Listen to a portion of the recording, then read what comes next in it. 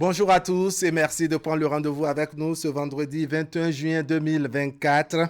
Ce matin, on se propose d'apporter une solution à une façon de faire qui s'apparente à une déviance comportementale. L'histoire d'une famille dans laquelle le porte-monnaie, les poches du pantalon et les tiroirs de papa reçoivent les assauts répétés de maman. En clair, maman a l'habitude de soutirer de l'argent et autres biens appartenant à papa. Mais malheureusement, lorsque la supercherie est découverte, c'est l'enfant qui en fait les frais. Papa qui ignore le vrai auteur, lui qui ignore le vrai voleur de la maison, punit systématiquement leur enfant sans autre forme de procès. Aujourd'hui, l'enfant agacé par les sanctions devenues non seulement répétées, mais surtout corsées est dans l'embarras. Il sait très bien que d'ordinaire, c'est sa propre mère qui est responsable de la disparition des biens et de l'argent de papa. Il se demande alors quelle est la conduite à tenir. Va-t-il dénoncer sa mère auprès de papa?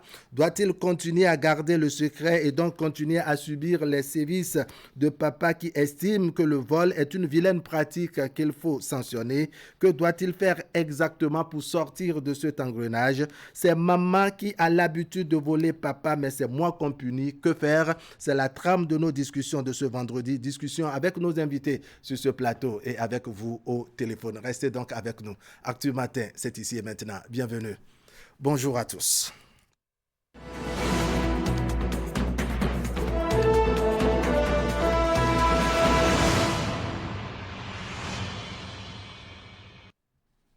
Allez, on va faire un tour à la régie ou à nouveau, n'est-ce pas, pour voir le travail de la rédaction de Canal 3 Bénin. C'est l'information de notre service, Canal 3 Bénin, le bulletin matinal.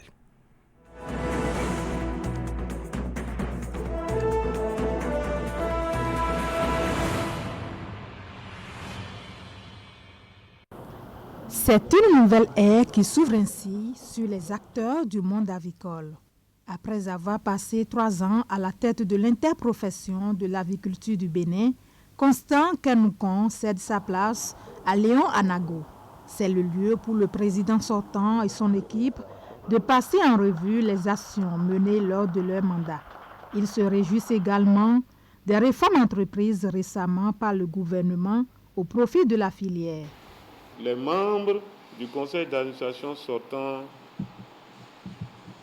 avaient mouillé le maillot, avaient consenti toutes sortes de sacrifices durant ces 3 dernières années et qui nous a permis d'être au point où nous sommes. Sur ces 3 dernières années, je pourrais noter que les crises successives que nous avions connues avaient connu plus d'acuité.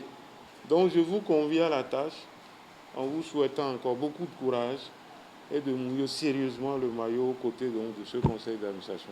Désormais président de la 4e mandature de l'interprofession de l'aviculture du Bénin, Léon Anago mesure la portée de cette mission.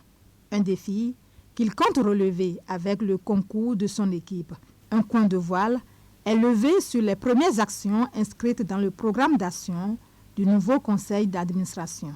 Je place mon mandat sous le signe d'une interprofession crédible, dynamique et qui développe des résultats d'affaires avec la préservation équilibrée des intérêts de tous les maillons, rendant les services performants aux membres pour l'épanouissement du secteur d'activité avicole.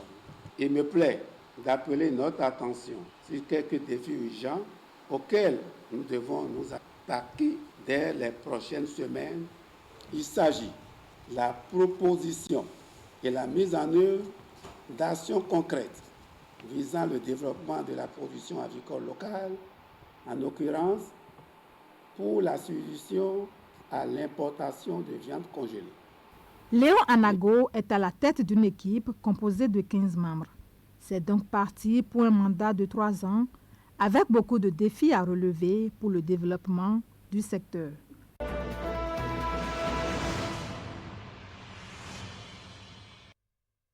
Comment préparer les enfants et les jeunes à réfléchir pour être partie intégrante des pistes de solutions pour sortir de la crise climatique? Une préoccupation de l'atelier organisé par l'UNICEF à l'intention des adolescents et des jeunes béninois. L'initiative porte sur les impacts négatifs des changements climatiques sur ces catégories de personnes ainsi que leurs familles est contenue dans un rapport. La crise climatique est une crise des droits de l'enfant. Chaque acteur de la société se doit d'agir pour lutter contre cette crise. Je sais pouvoir compter sur chacun de vous. L'UNICEF reste toujours disponible pour appuyer d'autres priorités du gouvernement, en plus de l'engagement des jeunes et des enfants dans la lutte climatique et la mobilisation de financement climat. Les effets des changements climatiques sur la vulnérabilité des enfants sont une réalité. Et selon la spécialiste santé à l'UNICEF Bénin, le pays est classé parmi les 20 plus vulnérables dans le monde. Le ministère du Cadre de vie salue les efforts de l'UNICEF. Le travail que l'UNICEF accomplit nous permet d'avoir des jeunes très engagés, formés et équipés pour assurer la relève. Actuellement, ils sont sur le terrain pour des actions post-COP. C'est pourquoi je tiens à exprimer ma profonde gratitude à l'UNICEF pour ses appuis, en particulier l'élaboration du rapport qui sera présenté à la validation au cours de cet atelier. Le document ne se contente pas de dresser seulement un rapport sombre de la situation actuelle. Il offre également une vision en identifiant les opportunités d'action qui se présentent. Il est prévu alors des stratégies d'éducation et de sensibilisation afin d'aider les enfants à comprendre les défis environnementaux auxquels ils sont confrontés et les comportements durables à adopter.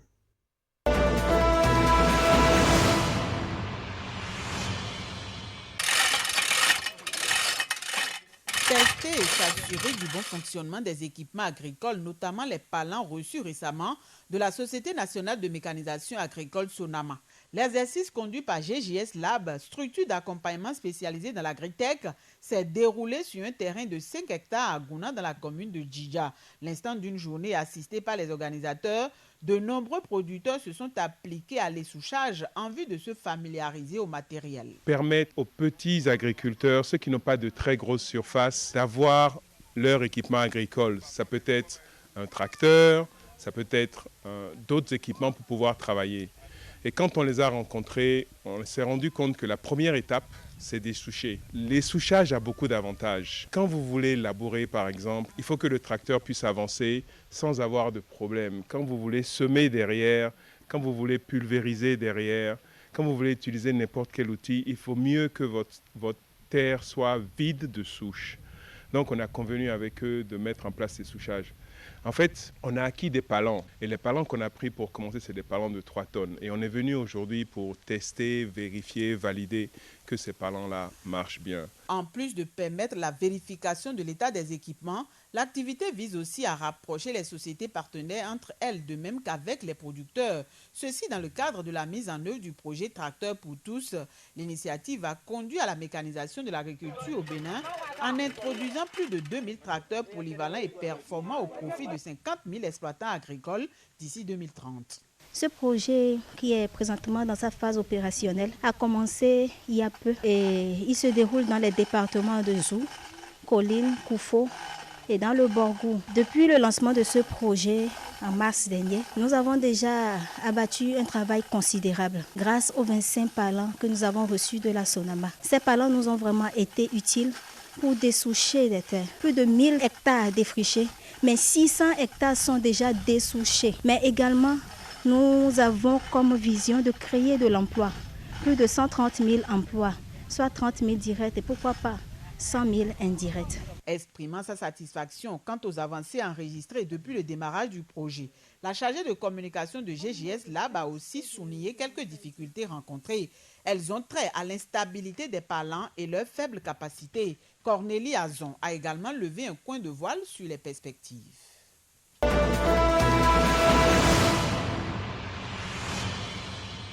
Un nom que j'appelle avec respect. C'est un baobab en matière de gynécologie obstétrique. C'est une icône qui vient de nous quitter. Je fais partie de la première promotion de sages-femmes entièrement formées en 3 ans au Bénin, qui a débuté en 1975 dès son retour au pays. Il nous a formés sur les 3 ans. Et c'est pourquoi, dès notre sortie, il nous a fait la surprise et en disant c'est une promotion d'élite. Si toutes les sages-femmes du professeur Ali Ihonou, première promotion, m'entendent, nous sommes une promotion d'élite.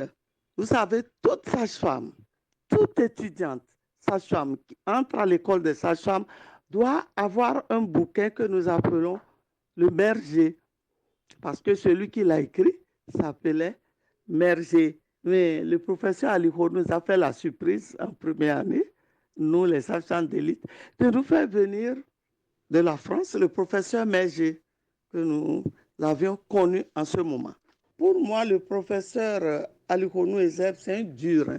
Ça n'a pas été facile avec lui, mais c'est un travailleur. C'est un académicien. Il a reçu l'académie de plusieurs villes africaines, européennes, pourquoi pas mondiales. C'est quelqu'un qui aime bien faire son travail. Et il est derrière, il surveille.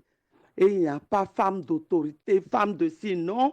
Dès que vous arrivez, vous sortez, on vous affecte à la clinique universitaire de gynécologie et d'obstétrique. Vous devez aller en salle d'accouchement. Vous devez aller prendre la garde parce que notre profession, la profession de sage-femme, c'est une profession pratique. Je le remercie beaucoup pour tout ce qu'il nous a enseigné, tout ce qu'il a eu à nous faire. Vraiment, je présente toutes mes condoléances à ses enfants, à sa famille biologique, à nous tous professionnels de la santé.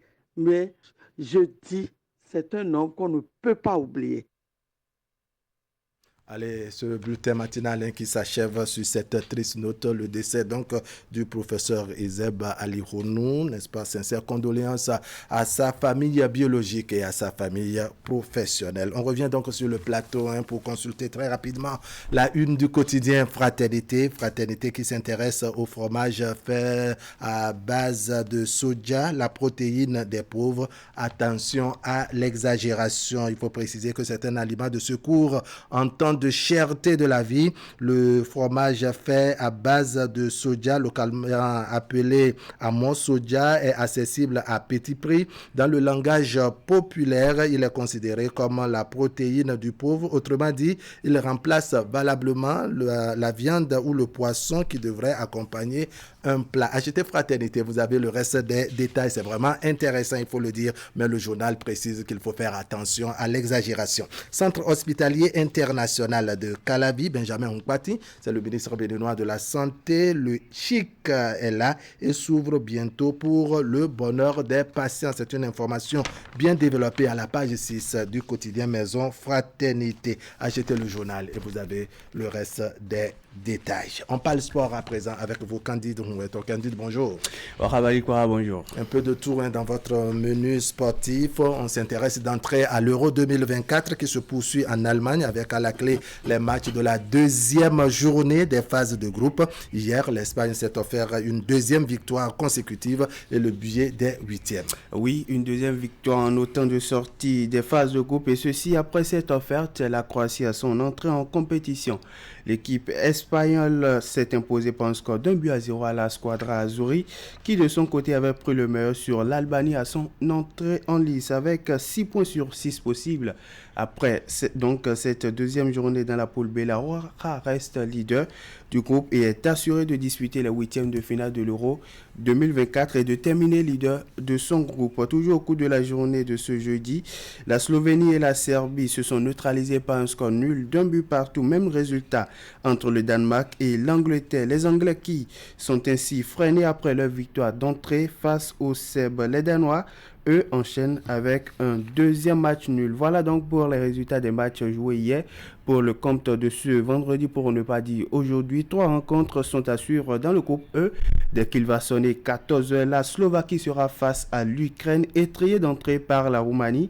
Et à 17h, la Pologne, battue d'entrée par les Pays-Bas, va en découdre avec l'Autriche qui a aussi été dominée d'entrée par la France. À 20h, les Néerlandais seront face aux Bleus de la France. Nous sommes vendredi et comme chaque vendredi, on donne les affiches du week-end. On va prendre connaissance des affiches prévues pour le compte de ce week-end dans le cadre de l'Euro 2024. La deuxième journée de la phase des groupes de cette compétition va se refermer ce week-end avec, ou plutôt ce samedi, avec à la clé 3 différentes rencontres à suivre. À 14h demain samedi, la Géorgie affronte la République tchèque. À 17h, on va suivre la rencontre entre la Turquie et le Portugal. À 20h, la Belgique sera face à la Roumanie. Et donc, dimanche, la troisième journée de la phase des groupes de l'Euro 2024 va s'ouvrir avec 2 différentes rencontres à suivre. À 20h, la Suisse va croiser les crampons avec le pays hôte, l'Allemagne. Au même moment, l'Écosse va défier la Hongrie.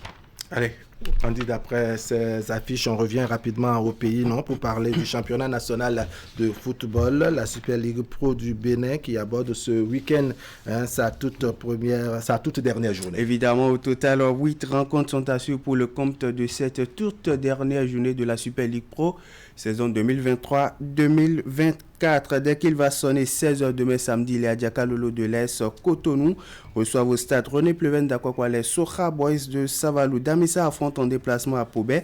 Aïma FC Banigansé va en découdre avec la jeunesse sportive de Pobé. Les Dragons de Lomé seront face aux Cavaliers de Niki. Les Awissi Wassa des Requins de l'Atlantique vont disputer les unités avec les Webadavid de Dynamo FC d'Abomey. Les Portuaires de l'Aspac seront en déplacement dans la cité balnéaire pour défier les Loto Boys de Lotopopo FC. Soubemap Sport affronte l'AS Takouné. Ça sera sur les installations du stade Omnisport d'Adion. Puis dimanche, on va assister à la finale de cette Super League Pro saison 2023-2024. Ainsi, pour désigner la rencontre entre le leader Coton FC, 48 points, et le co-leader Dadia FC, 47 points au compteur, qui va se dérouler sur les installations du stade Omnisport de Ouida à partir de 16h. Le vainqueur de cette explication arabe est directement champion du Bénin saison 2023-2024 et il va représenter le Bénin lors des éliminatoires de la Ligue africaine des champions. Le perdant, lui, va représenter le Bénin lors des éliminatoires de la Coupe CAF. Rendez-vous donc dimanche à Ouida pour connaître le champion de la saison 2023-2024. Avant cette dernière journée arabe, le classement provisoire se présente comme suit. Coton FC reste leader au classement avec 48 points. Au compteur, il est suivi de la DFC 47 points et Lotopopo 42 points respectivement, deuxième et troisième. Banigansé vient en quatrième position avec 36 points. Dragon de Lomé 33 points, Damissa FC de Ndali et Dynamo FC d'Abomey avec chacun 32 points. Suivent le trio de tête. Cavalier de Niki est 8e avec 30 points sur la deuxième partie du tableau. Soubema Sport se positionne à la 9e place avec 28 points. Même nombre de points pour l'association sportive du port autonome de Cotonou avec un total de 28 points. Actuel 10e au classement hors du top 10. À présent, on retrouve Espoir FC en 11e position. S Cotonou est 12e avec 25 points au compteur, suivi de la jeunesse sportive de Pobé 24 points. L'Es Takouné est 14e. Aïma FC est avant-dernier au classement avec 21 points. Puis la lanterne rouge est toujours gardée par Requin FC avec 19 points au compteur. Allez, on reste toujours au pays, n'est-ce pas, pour parler de ce Curon, pour parler également de cette bonne nouvelle pour les Guépards du Bénin. Le Bénin qui gagne 6 places au classement FIFA actualisé hier jeudi. Oui, la FIFA a actualisé ce jeudi son classement actualisé du mois de juin 2024. Dans ce classement, le Bénin fait un bond de 6 places, comme vous l'avez dit. De la 97e place, il passe à la 91e place au plan mondial. Sur le continent, le Bénin a quitté le top 20 après le récent classement fait son comeback dans ce top classement. De la 21e place, les Guépards passent à la 19e place au plan africain. Un progrès donc qui est à mettre à l'actif des succès enregistrés par les Guépards du Bénin face au Rwanda et au vice-champion d'Afrique en titre au cours des 3e et 4e journées des éliminatoires de la Coupe du Monde 2026. Sur le continent, le classement est dominé par le Maroc, 12e mondial, le Sénégal, 18e mondial et l'Égypte, 36e au plan mondial, sont respectivement 2e et 3e.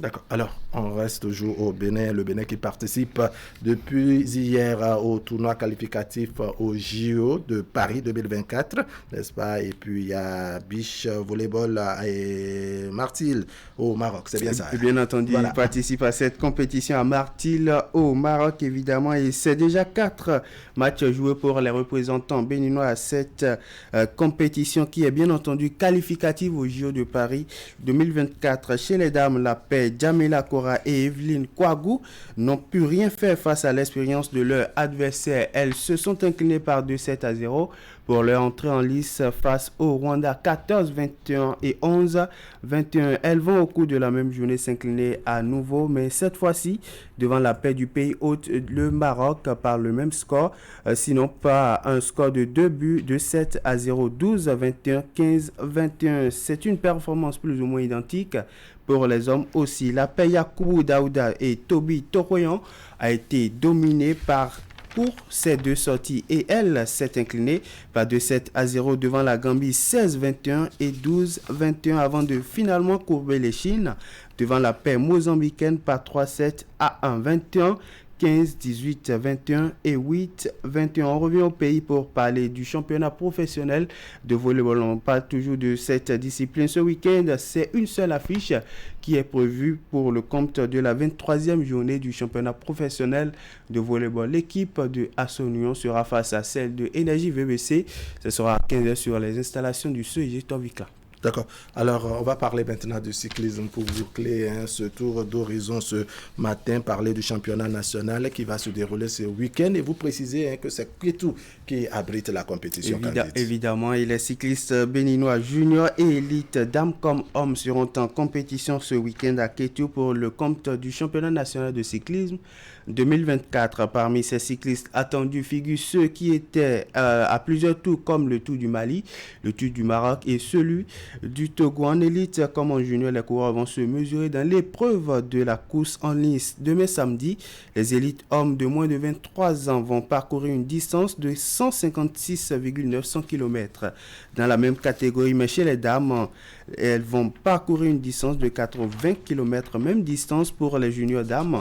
Quant aux juniors dames, elles vont se mesurer sur une distance de 50 km. Les différents coureurs sont également évalués dans l'épreuve de la course contre la montre individuelle. En élite homme, ça sera une distance de 30 km, 25 km pour les dames de la même catégorie. En junior homme, cette épreuve va se faire sur une distance de 20 km et 15 km pour les juniors dames. Il faut préciser que ce championnat va aussi permettre aux sélectionneurs des différentes équipes nationales de cyclisme de dénicher des talents de l'eau pour d'éventuelles échéances à venir. Wahab, ça sera tout pour le tour d'horizon de ce matin. Ce sera tout pour le tour d'horizon de ce matin. Page Sport, c'était avec vos candidats.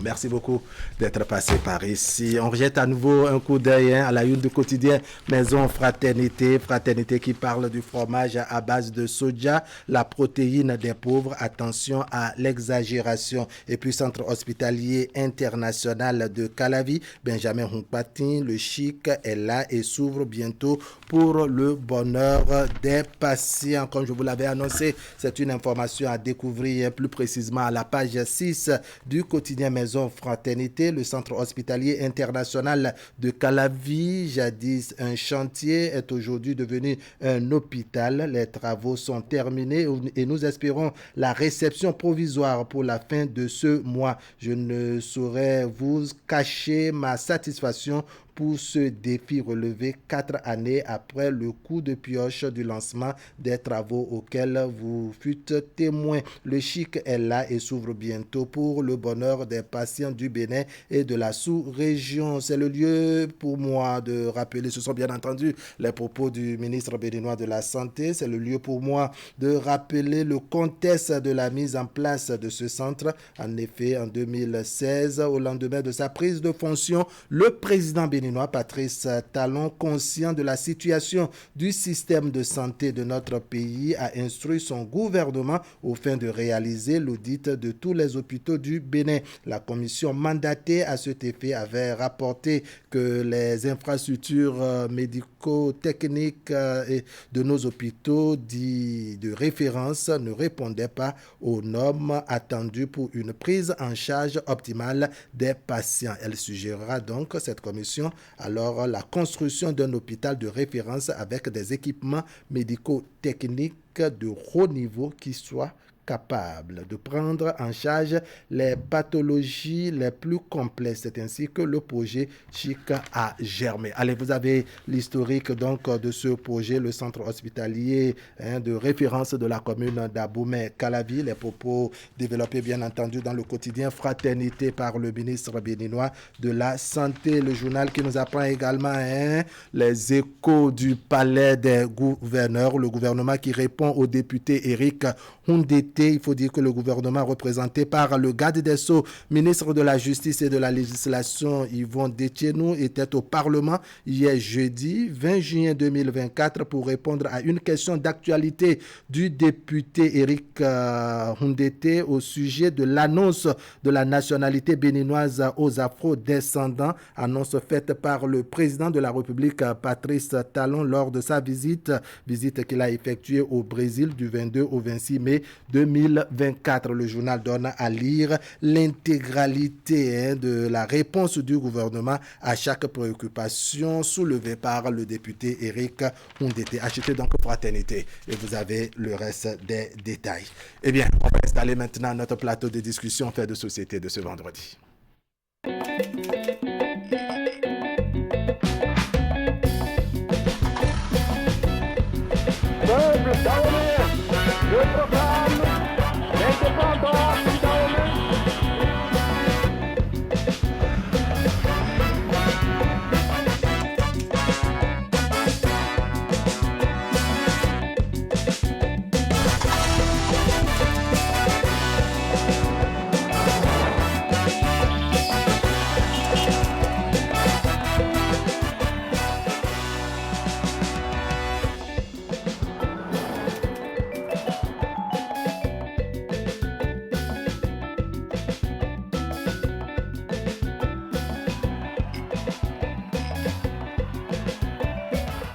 La Béninoise, de génération en génération.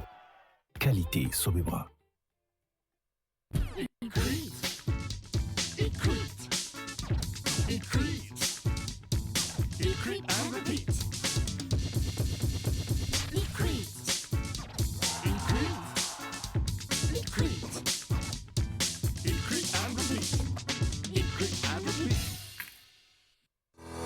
Vous nous avez fait confiance, nous aussi.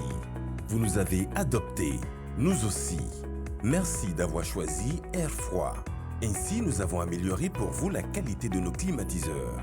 Nous avons développé une marque 100% écologique conçue spécialement pour notre climat tropical avec une basse consommation d'énergie électrique. Vous êtes en zone de baisse de tension? Adoptez le climatiseur Air Froid Inverteur, spécialement conçu et amélioré pour supporter de fortes baisses de tension. Visitez notre showroom à Cotonou, à 100 mètres de l'église Saint-Jean. Air Froid, des climatiseurs à basse consommation d'énergie électrique. Contacte 61 17 63 77. Site web airfroidbenin.com.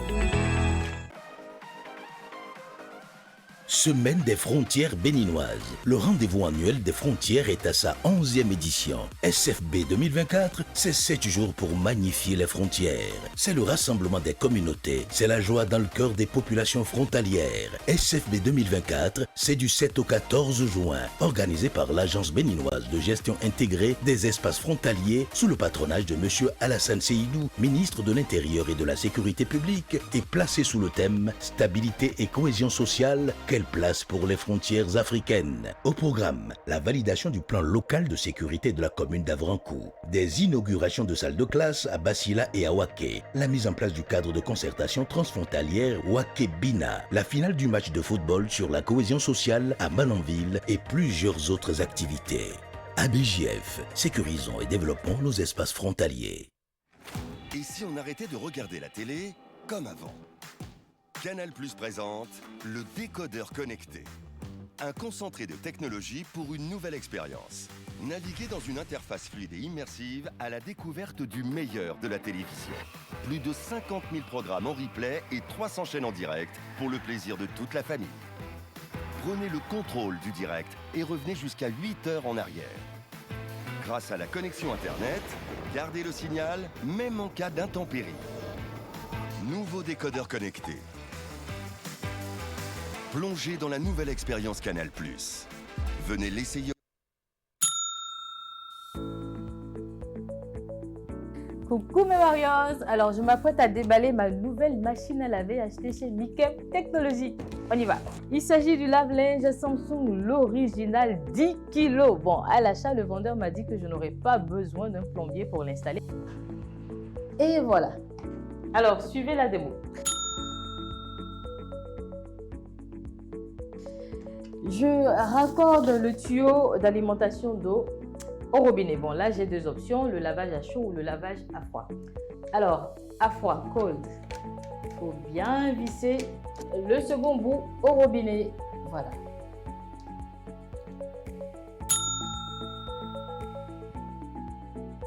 J'installe bien le tuyau d'évacuation. J'ajoute mon linge sale, bien sûr. Mon détergent, super important. Voilà, très bien. Et hop, c'est parti. Et voilà, faites comme moi, facilitez-vous la vie. Procurez-vous donc dès maintenant votre lave-linge dans l'une des boutiques Néo et Allo à partir de 279 900 francs CFA.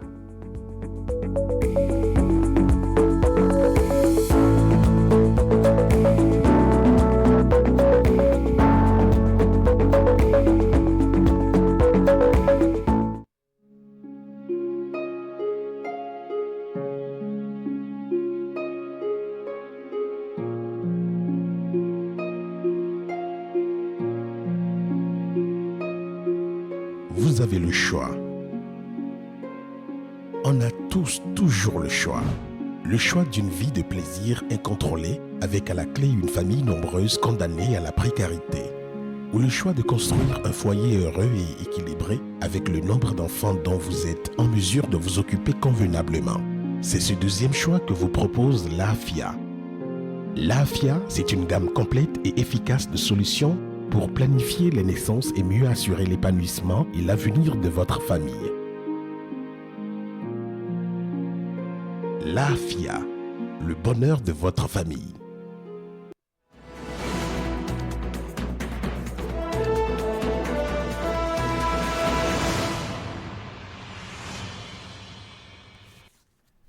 Rebonjour à tous, c'est l'heure de nos discussions de ce vendredi avec une thématique qui nous amène, n'est-ce pas, à tenter une solution.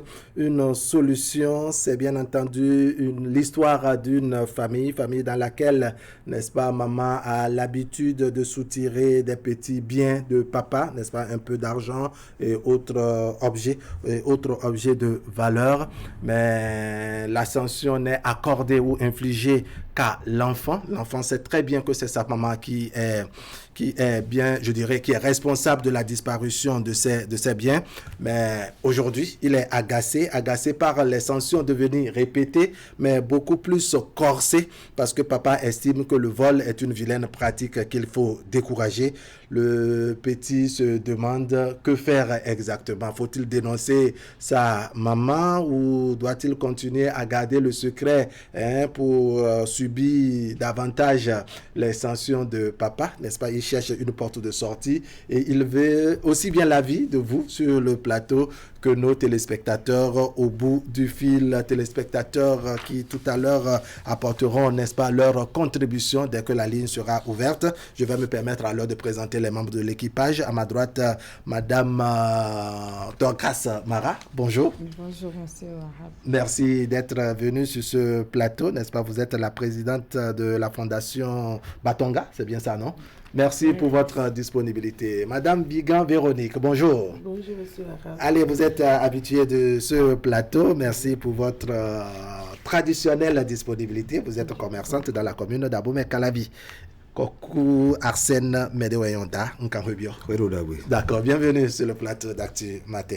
Ma première question va s'adresser, n'est-ce pas, à Ada. Vous avez bien compris l'histoire où l'enfant est chaque fois puni, alors qu'au fond, c'est sa maman qui est responsable de la disparition des biens et autres objets de papa. Aujourd'hui, il est agacé, il cherche une porte de sortie. Que faire? Quelle est la conduite à tenir dans une situation pareille, Koko Hassen Medewayon? Bien, Wahab, je te remercie et je salue les téléspectateurs. Cette situation, je crois quand même qu'on peut dénoncer. On peut dénoncer pour le bien de la famille. Puisque, vous savez, si de temps en temps, l'enfant est agacé, taquiné par son père. Donc, ce problème ne doit pas rester comme ça, continuellement comme ça. C'est ça. Donc, il vaut mieux expliquer ce qui se passe avec preuve. D'accord.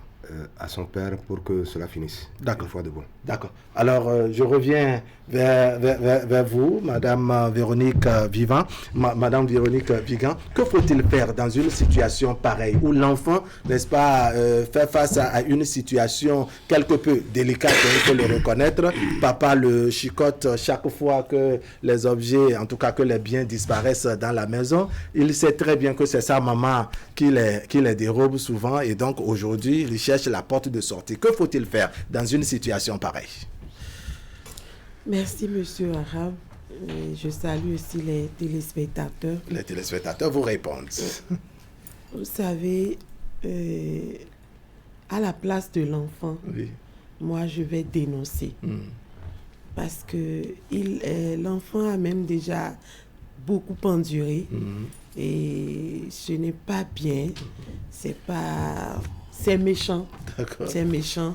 Donc, moi, je lui conseillerais de dénoncer. Ce n'est pas...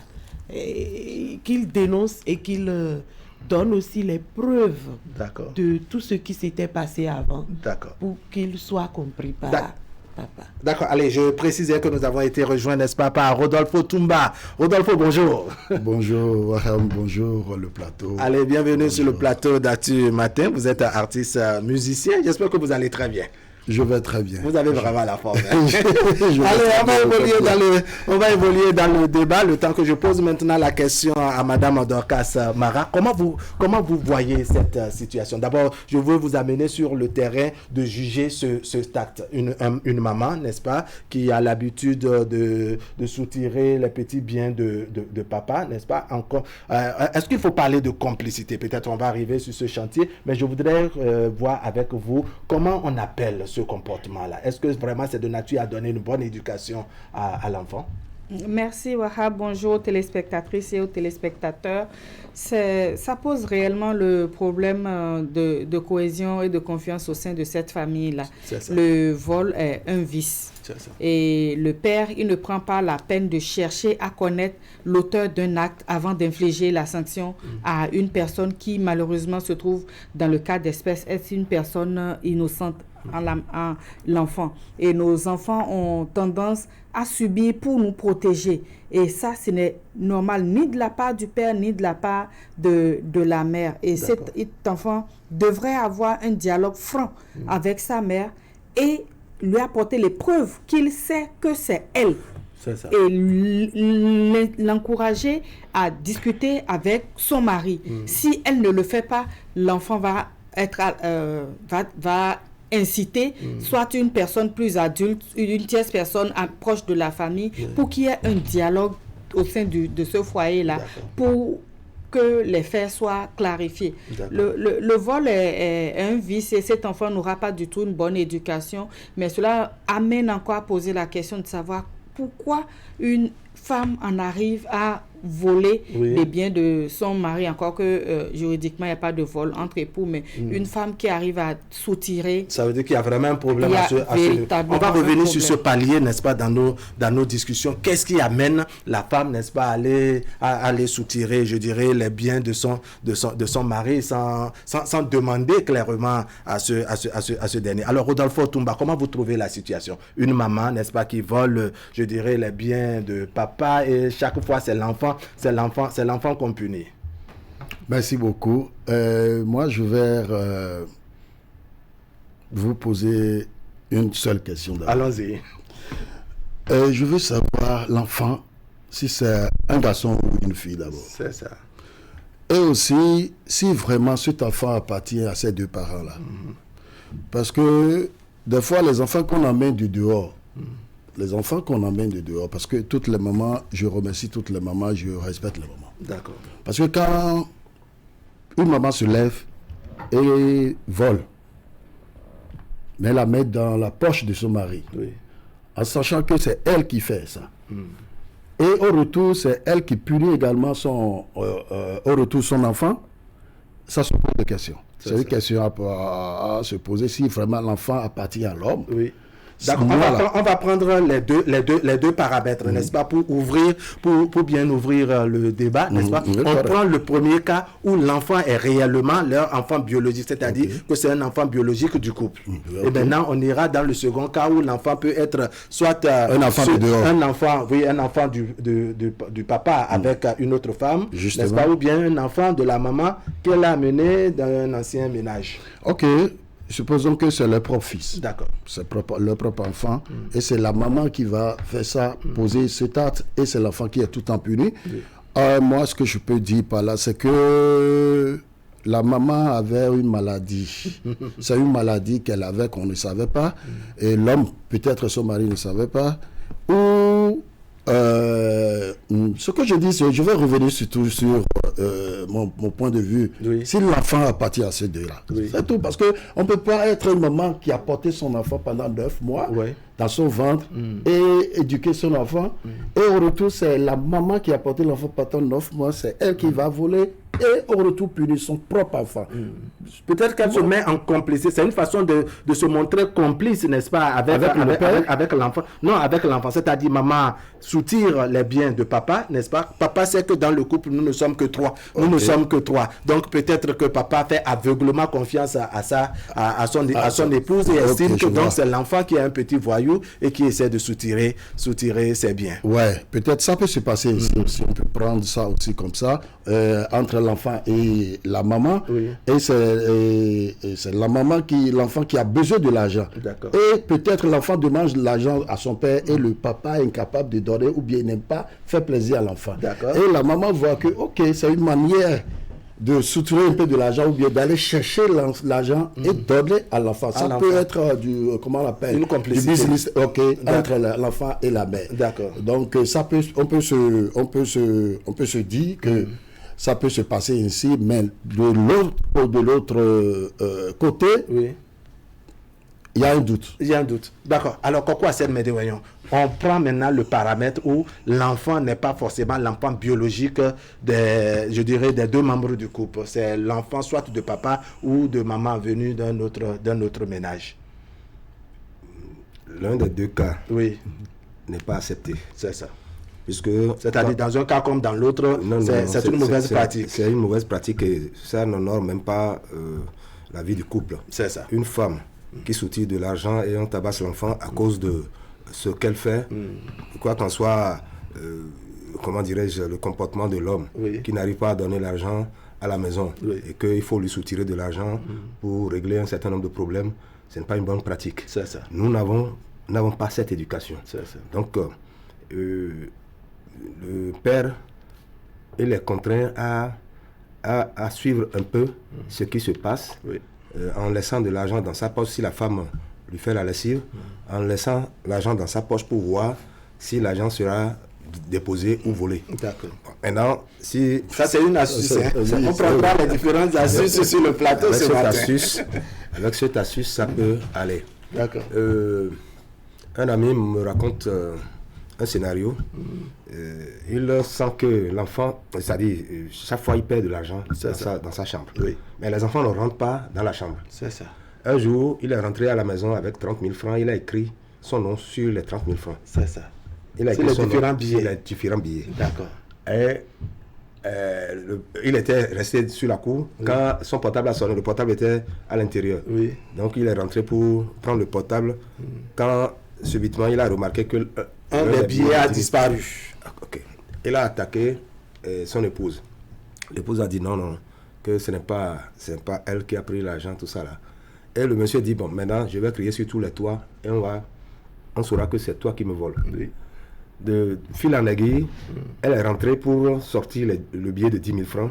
Et le monsieur lui a prouvé que j'ai écrit mon nom sur le billet. Il faut voir. Oui. Le billet que tu m'as donné, ce n'est pas que je suis en train de crier et tu es venu. C'est pas que je te taquine et que tu as juste voulu dénouer la situation. Et il lui a montré ses preuves. Depuis ce jour-là, sa femme ne vole plus.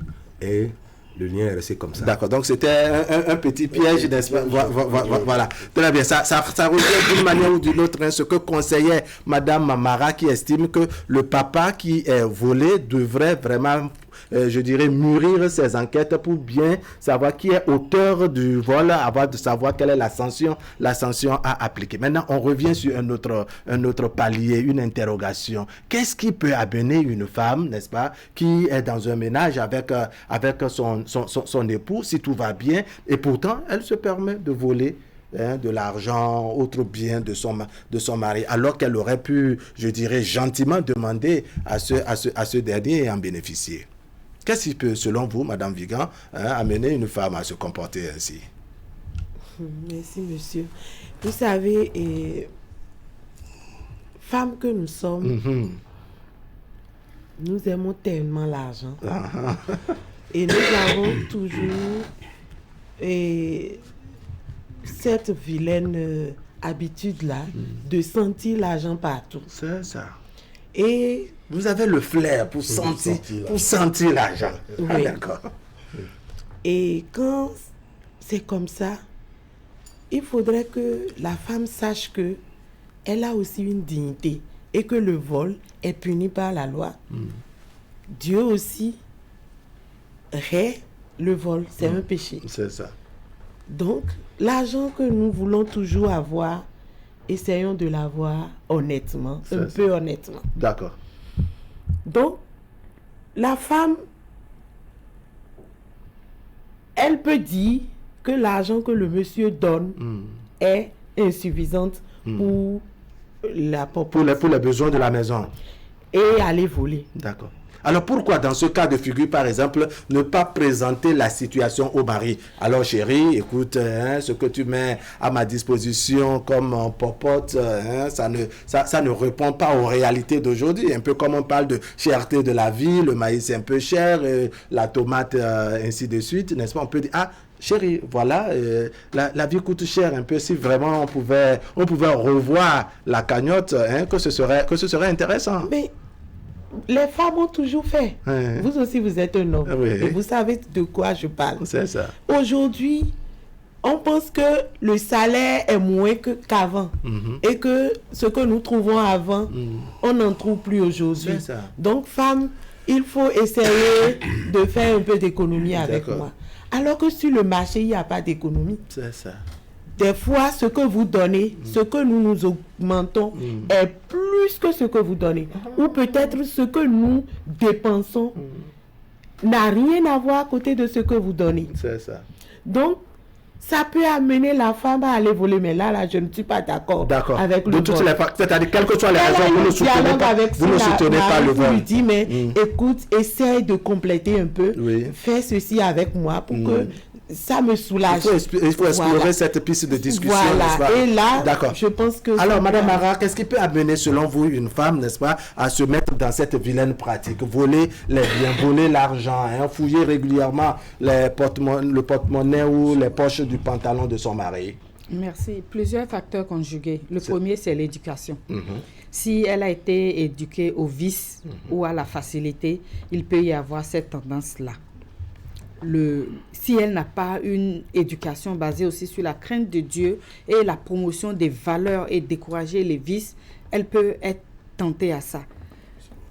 Et si elle a été éduquée à se laisser mouler par les faits, elle peut aller à ça. Ça veut dire, vous savez, chaque homme a la femme qu'il mérite. Et c'est les maris radins et crétins qui engendrent les femmes pickpocket. C'est ça. Si le mari et la femme n'arrivent pas à dialoguer réellement, sincèrement, ou qu'il affirme chaque fois à son épouse qu'il n'en a pas, et qu'elle n'a pas la dignité d'aller chercher ce dont elle a besoin, soit par... en étant vraiment autonome ou qu'il n'a pas favorisé son autonomisation et qu'elle est d'un esprit faible, elle peut avoir tendance à aller au vice plutôt qu'à développer des vertus.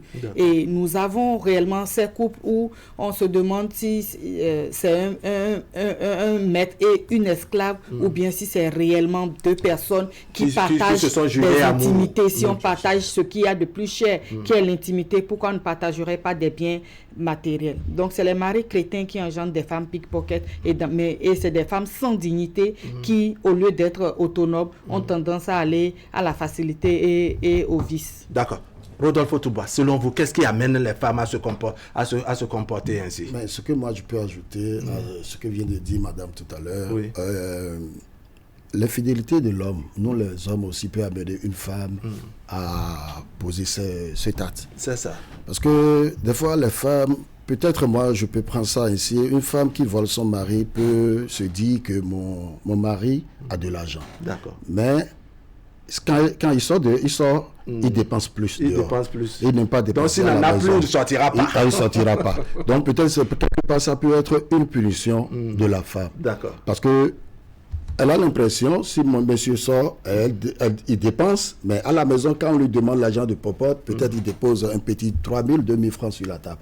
Mais dehors, on le voit sur les réseaux sociaux, c'est lui qui dépense, c'est lui qui farote. D'accord. Donc, ça peut amener une femme comme ça à commettre cet acte à la maison. D'accord. Donc, et ça aussi, on peut...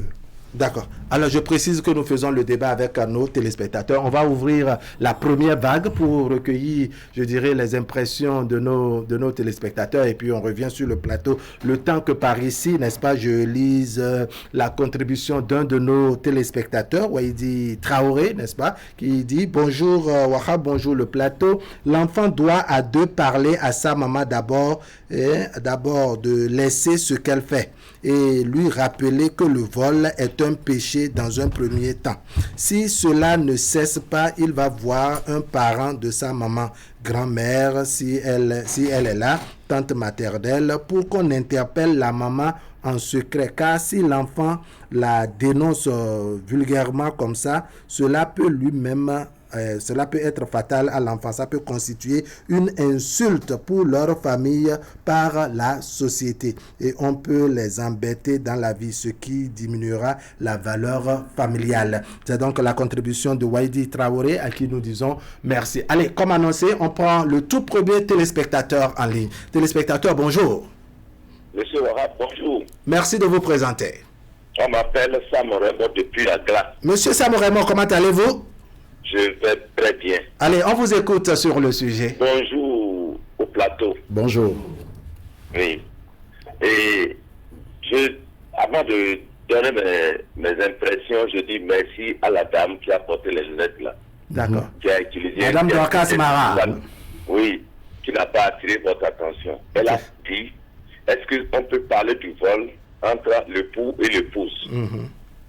Ici, là, moi, je préfère qu'on ne parle pas du vol. C'est des trucs que nous vivons quotidiennement. Les causes, les gens ont déjà énuméré les causes. quand vous devez donner l'argent du mois, si c'est 50 000 francs, la femme vient vers vous et dit que sincèrement, les choses sont devenues chères. Il faut augmenter un peu. Vous refusez. Et elle sait que vous avez de l'argent. Si vous déposez de l'argent dans votre poche, elle peut soutirer 10 000, ne serait-ce que pour régler le problème de la maison. Aller jusqu'au vol, moi je trouve que c'est trop, le mot est trop fort. D'accord. Le vol, je ne dirais pas entre l'époux et l'épouse que c'est du vol. D'accord. Mais la dénonciation, je suis foncièrement contre. D'accord. Alors, qu'est-ce que vous préconisez? Vous êtes contre le fait que l'enfant aille dénoncer sa mère, c'est bien ça, hein? Oui. D'accord. Alors, qu'est-ce que vous préconisez? Que proposez-vous? Je vais y arriver. D'accord. Oui. Je préfère que l'enfant discute avec le papa. C'est ça. Que ça soit les deux côtés que les gens évoqués sur le plateau, que l'enfant soit de la maman et que le papa n'est pas son papa biologique. Moi, je préfère que l'enfant aille vers le papa. Le respect strict aux parents est conseillé à un enfant. Lui, démontrer sa bonne foi que papa, ça suffit. Je vous jure, c'est pas moi qui vole votre argent. Mais aller faire une dénonciation, je suis foncièrement contre. Puisque c'est papa qui perd son argent. Oui. Et papa, tous les moyens, comme M. Hazen l'a dit, de vérifier et de trouver l'auteur du vol. D'accord. Si on devait l'appeler comme ça. Mais la dénonciation, moi, je suis foncièrement contre. D'accord. Ça ne dit que pas un enfant. D'accord. Monsieur Samouraman, merci beaucoup. Ne doit pas mal parler à un parent. D'accord. Je suis foncièrement contre. D'accord. Merci. Merci beaucoup. Autre téléspectateur en ligne. Téléspectateur en ligne, bonjour. Oui, bonjour. Merci de vous présenter. Oui, c'est Monsieur Mathieu. Monsieur Mathieu, on vous écoute. Oui, merci beaucoup. Je salue le plateau. Bonjour. Le plateau vous répond. Cette histoire ressemble à une histoire qu'on a gérée la fois dernière. C'est une autorité de ce pays, c'est un député, c'est un ancien député qui gagne l'argent d'un parti. Et puis le secrétaire, trésorier, j'allais dire, trésorier général du parti. Avant qu'il ne se marie à cette dame, il avait 3 enfants. C'est ça. Et ces 3 enfants sont partis à l'extérieur. Ils étaient en location. Et sa nièce a fait en sorte qu'il a demandé à monsieur de construire. Ils ont construit pour la dame. La dame, elle a fait un garçon, une fille. Et que si monsieur va, c'est depuis longtemps que la chose, ça dit monsieur perdait l'argent, mais lui ne prenait pas ce truc là. Mais qu'est-ce qui a poussé la curiosité du monsieur maintenant? Il fait un jour, il est parti chercher l'argent du parti à la banque. Et là où il a mis, c'est dans un sac, c'est-à-dire codé quoi. Oui. Il ne reste que c'est lui qui partage la chambre avec sa femme. Mais parfois, il sent la disparition de 500 000, de 300 000. Mais il demande à sa femme dit non. Mais après cette sortie, on dit que c'est la femme qui prend ça et puis elle construit en sourdine. C'est ça. Et si le monsieur revient à la maison, il demande à la fille parce que le garçon, lui, il est en terminale, la fille, elle est en première et elle est en seconde. Il demande à la fille, parce qu'il côtoie beaucoup plus la fille que le garçon, il demande à la fille, mais qui ne comprend pas le jeu qui se passe dans la maison. Oui. Que voilà. La fille a dit, bon, elle ne maîtrise rien. Or, la maman, elle a une complicité avec le garçon. C'est ça. Et à la grande surprise, on voit le garçon s'habiller autrement, tout ça. Oui. Le monsieur a appelé sa nièce pour dire, voilà la situation.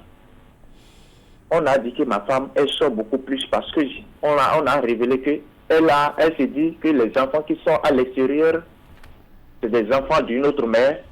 Maintenant, elle va gagner son pain avant que ses enfants ne reviennent partager le bien du monsieur. C'est ça. Le monsieur, elle ne sait pas comment interroger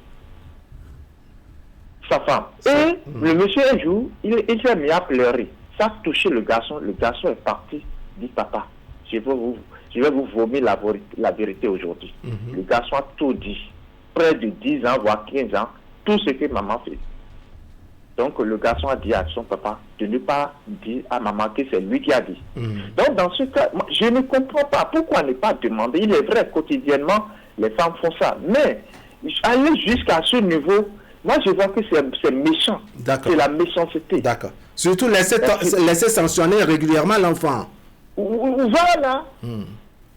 Voilà, parce que cet enfant, à un moment donné, il est touché, il voit que son papa, c'est l'argent d'autrui. Oui. Et il amène ça à la maison, et c'est sa maman qui va toucher ça. C'est ça. Et maman construit ailleurs, et maman fait immoler des moutons, il sort avec le garçon, elle sort du moins avec le garçon, immoler des moutons, pour que papa ne sache pas. C'est ça. Donc cette histoire, moi si je vais demander aux femmes, je demanderai, quelle que soit la circonstance, quel que soit le niveau de la vie, la charité, qu'elle se mette à demander, tu sais, l'argent que tu me donnes, ça ne suffit pas. D'accord. Merci beaucoup, monsieur Mathieu. On a compris l'essentiel de votre développement. Merci. Allez, autre téléspectateur en ligne dans cette première vague et on revient sur le plateau. Téléspectateur en ligne, bonjour. Téléspectateur en ligne, bonjour. Bonjour. Merci de vous présenter. C'est monsieur Oudokwe Benedi. Tâtez l'effort de parler un peu plus fort, s'il vous plaît. C'est monsieur Oudokwe Benedi. Monsieur Benedi. Monsieur Oudokwe. D'accord, Oudokwe. Oui, oui. D'accord. Vous nous appelez d'où? J'appelle d'Adjagbo. Adjagbo, dans la commune d'Amou-Calavi. D'accord, on vous écoute. Oui, vous savez, c'est une situation vraiment... J'appelle d'Adjagbo. Vous allez baisser le volume de votre téléviseur, ça vous permettra de nous entendre nettement. Oui, c'est une situation vraiment compliquée. Et puisque...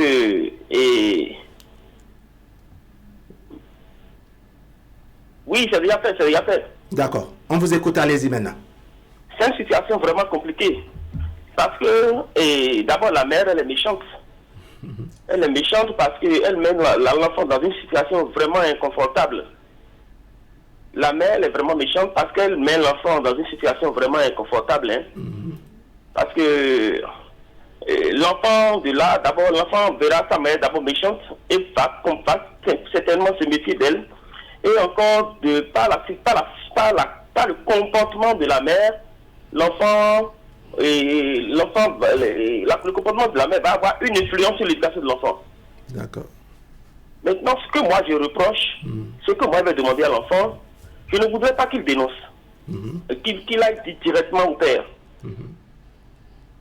Pourquoi? Parce que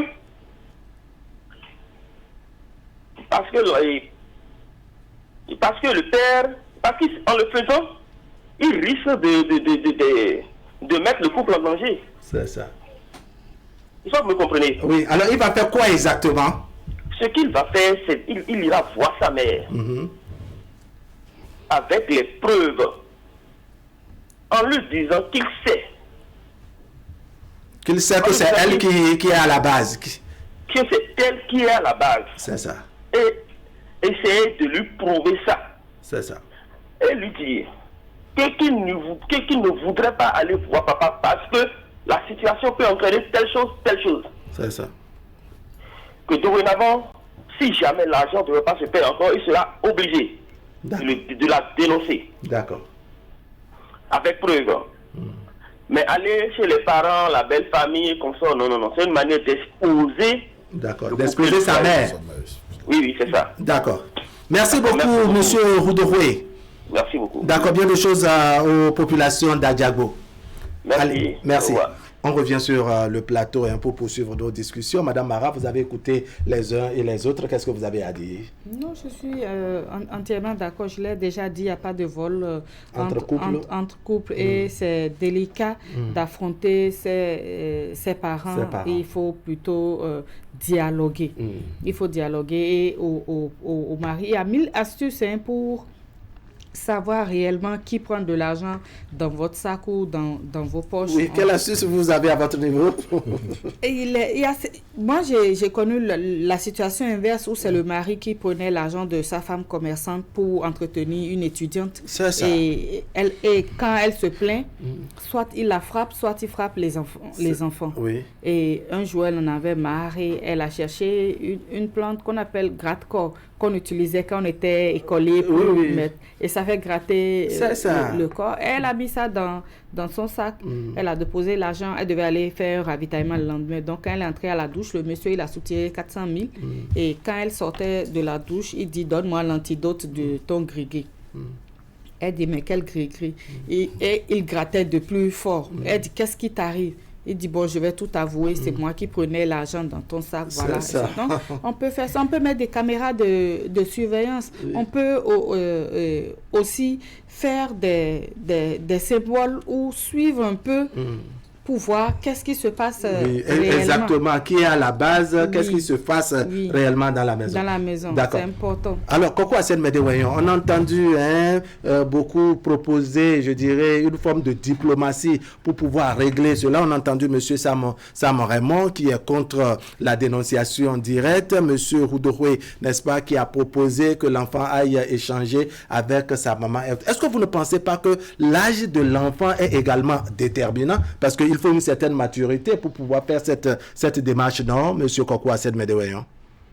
Je te remercie et je salue au passage Paulin Dossa, qui me suit actuellement. Wow, nous lui disons bonjour également. Et vous savez, je viens d'entendre Madame Mara dire c'est les maris crétins qui engagent les femmes qui volent.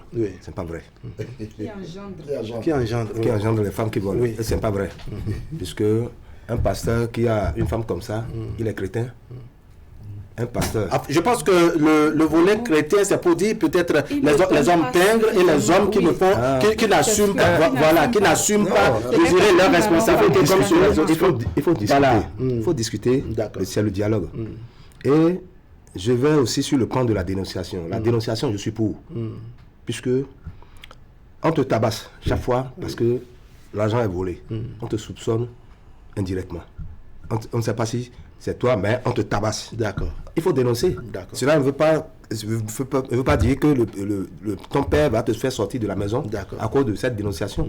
Non. Mais est-ce qu'il ne faut pas prendre, n'est-ce pas, comme le sujet de M. Sam Raymond, la dénonciation peut-être comme, je dirais, doucement à vous, comme, je dirais, l'ultime étape, procéder par une diplomatie, peut-être échanger avec, voilà, avec maman. Maman, je sais que d'ordinaire, c'est toi qui soutire les biens de peuple. Ce n'est pas le premier vol ni le deuxième. Donc cela se passe tout le temps et l'enfant est tabassé, l'enfant est tapé. Mais l'enfant aussi n'a jamais fait de démarche vers sa maman. Oui, l'enfant n'a pas fait de démarche vers sa maman, mais ils sont trois dans la chambre. Et ça se passe comme ça, on tape une seule personne, sans mener des enquêtes. Mais ça va révolter.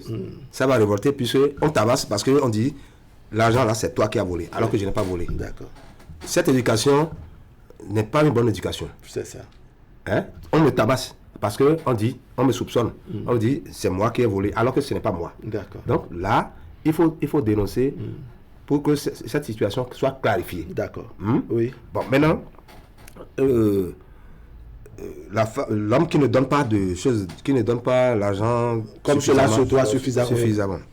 Vous avez beaucoup de moyens pour le faire asseoir et discuter avec lui ou bien l'un de ses parents pour discuter et ça va s'augmenter. Au lieu de faire cette tricherie, c'est une tricherie, c'est le vol. On sait que il n'y a pas de vol entre un couple, c'est pour cela qu'il faut voler. C'est pour cela qu'il faut voler, c'est pas bien, c'est pas une bonne éducation. C'est ça. Donc, la femme qui fait ça, même si elle va chez 2-3 hommes, elle continuera pas le faire si même l'homme lui donne suffisamment d'argent. Oui, parce que ça finira par rentrer dans ses habitudes. C'est un problème d'éducation. D'accord. Alors, pour ce que propose, je dirais, nos téléspectateurs qui sont intervenus tout à l'heure, Madame Vigan, est-ce que vous ne pensez pas que l'âge de l'enfant est également déterminant? Quand on a affaire peut-être à un enfant de 10 ans, vous voyez, on a affaire peut-être à un enfant de 15 ans et à une dernière catégorie, 18 ans et plus. Je pense que le raisonnement, n'est-ce pas, n'est pas forcément le même, non? Oui. Vous savez, un enfant de 10 ans, qu'on tape, et qui subit et se tait. Là, il se tait. Et il a peut-être... vous savez, quand il se tait, si la maman sait que l'enfant sait qu'elle est en train de voler, la maman sera la première personne qui va le consoler, l'enfant. Oui. Mais l'enfant, comme ça, qu'est-ce qu'on lui apprend? On lui apprend à plus tard à voler. À voler. Et à accuser une autre personne. Oui, et à chercher également de complices pour accuser une autre personne. C'est-à-dire, tu voles, tu es tranquille, n'est-ce pas? Et on sanctionne quelqu'un danger pour la société. C'est ça. Le vol, vous savez, c'est les mamans qui éduquent plus. Oui. Qui ont le temps d'éduquer plus les enfants. Mais si une maman commence pas à voler, je ne pense pas que cet enfant ait une bonne éducation. D'accord.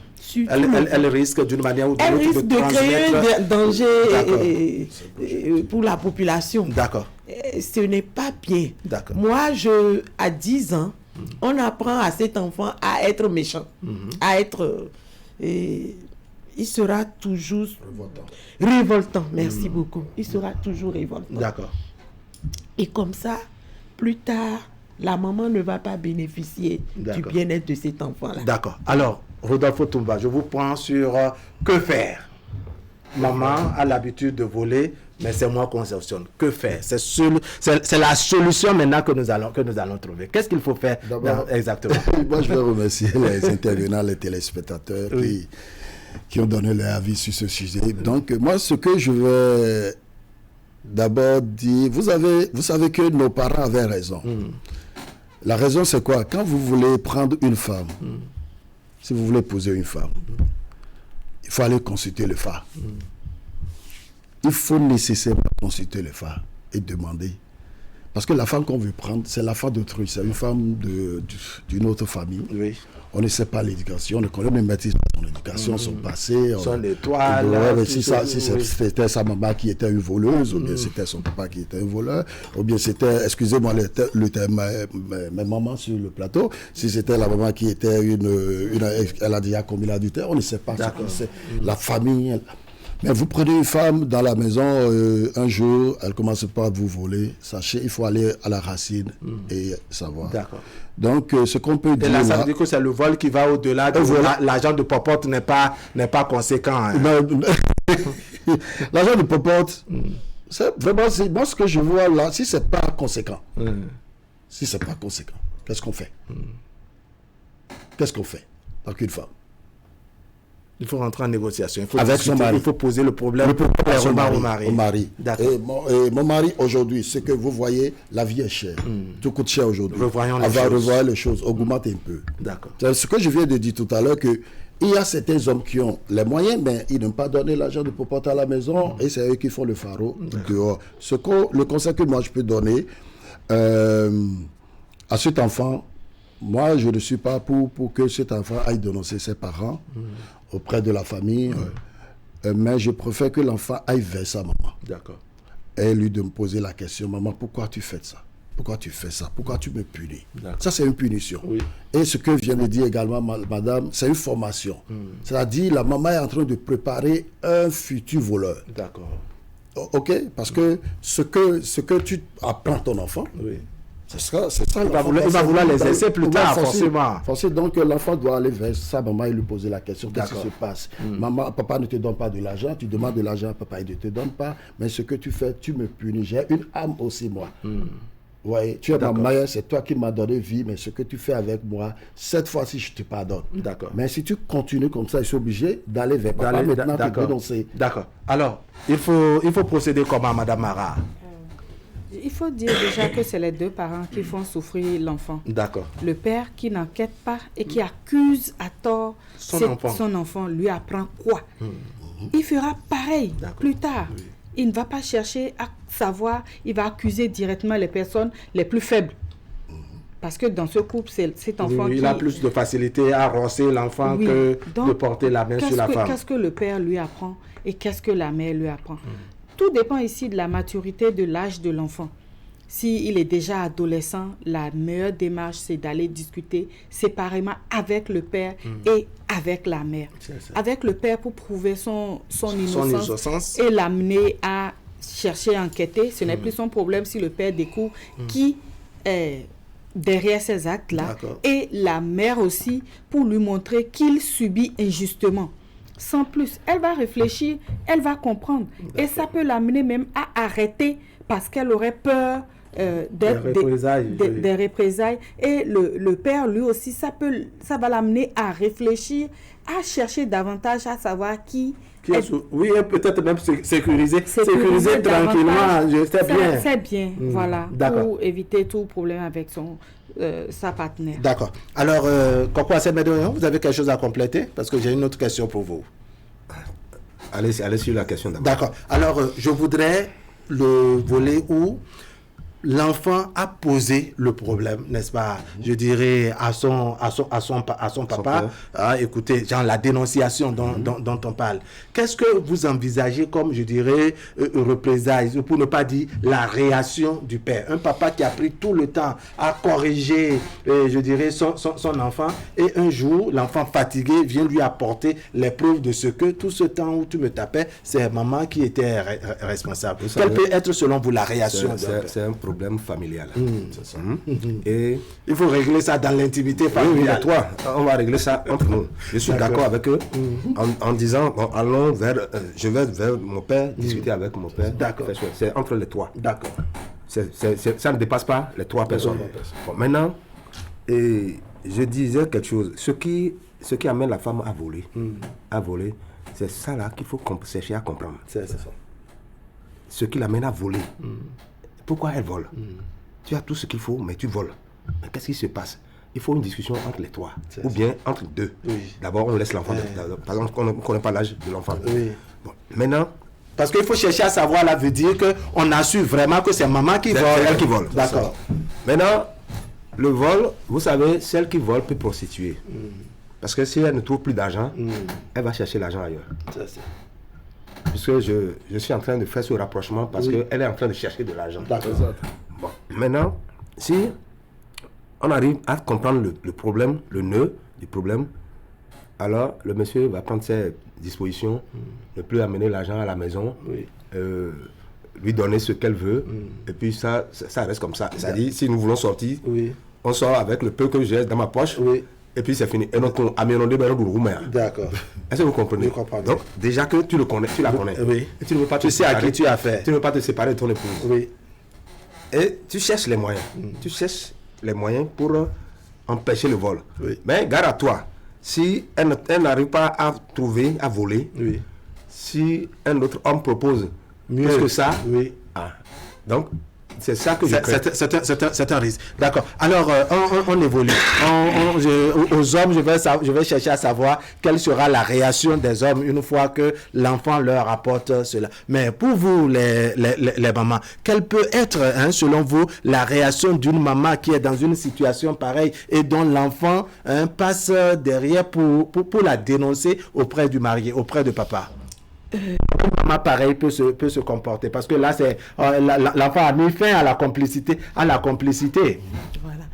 L'enfant qui est allé voir papa pour dénoncer sa mère, ils ont pu dialoguer.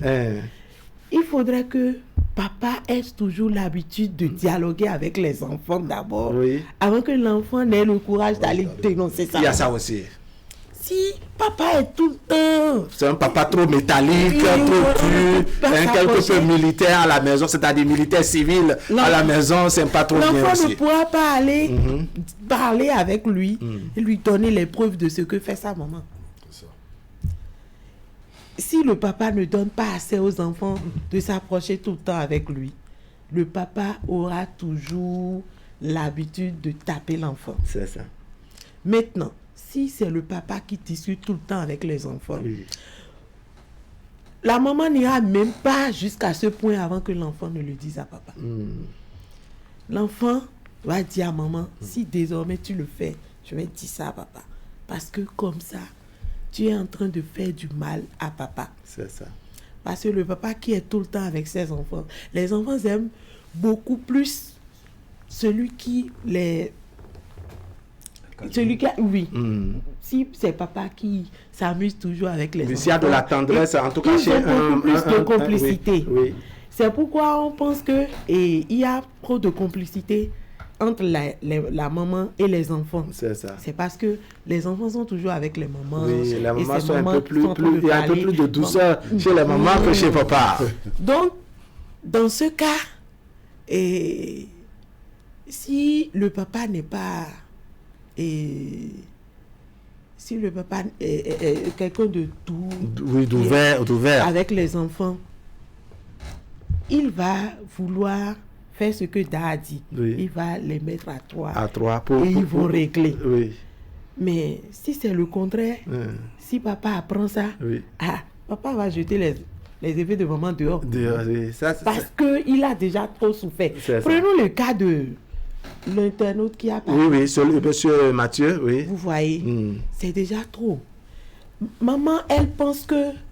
Et les autres qui sont à l'étranger, ils ont déjà pour eux. Oui. Et qui peuvent venir après prendre les billets alors que lui, il est là. Maman ne doit pas penser ainsi. Les enfants qui sont là-bas sont ses enfants. S'il arrive à avoir une bonne relation avec ses enfants-là, il va même beaucoup plus bénéficier de ces enfants-là que le papa. C'est ça. C'est nous-mêmes qui créons la méchanceté au niveau des enfants. C'est ça. Ça dépend de comment tu t'occupes de ces enfants-là. C'est ça. C'est pas nécessairement l'enfant que moi j'ai mis au monde qui sera mon enfant. Nous sommes une femme. D'accord. Et tous les enfants sont nos enfants. D'accord.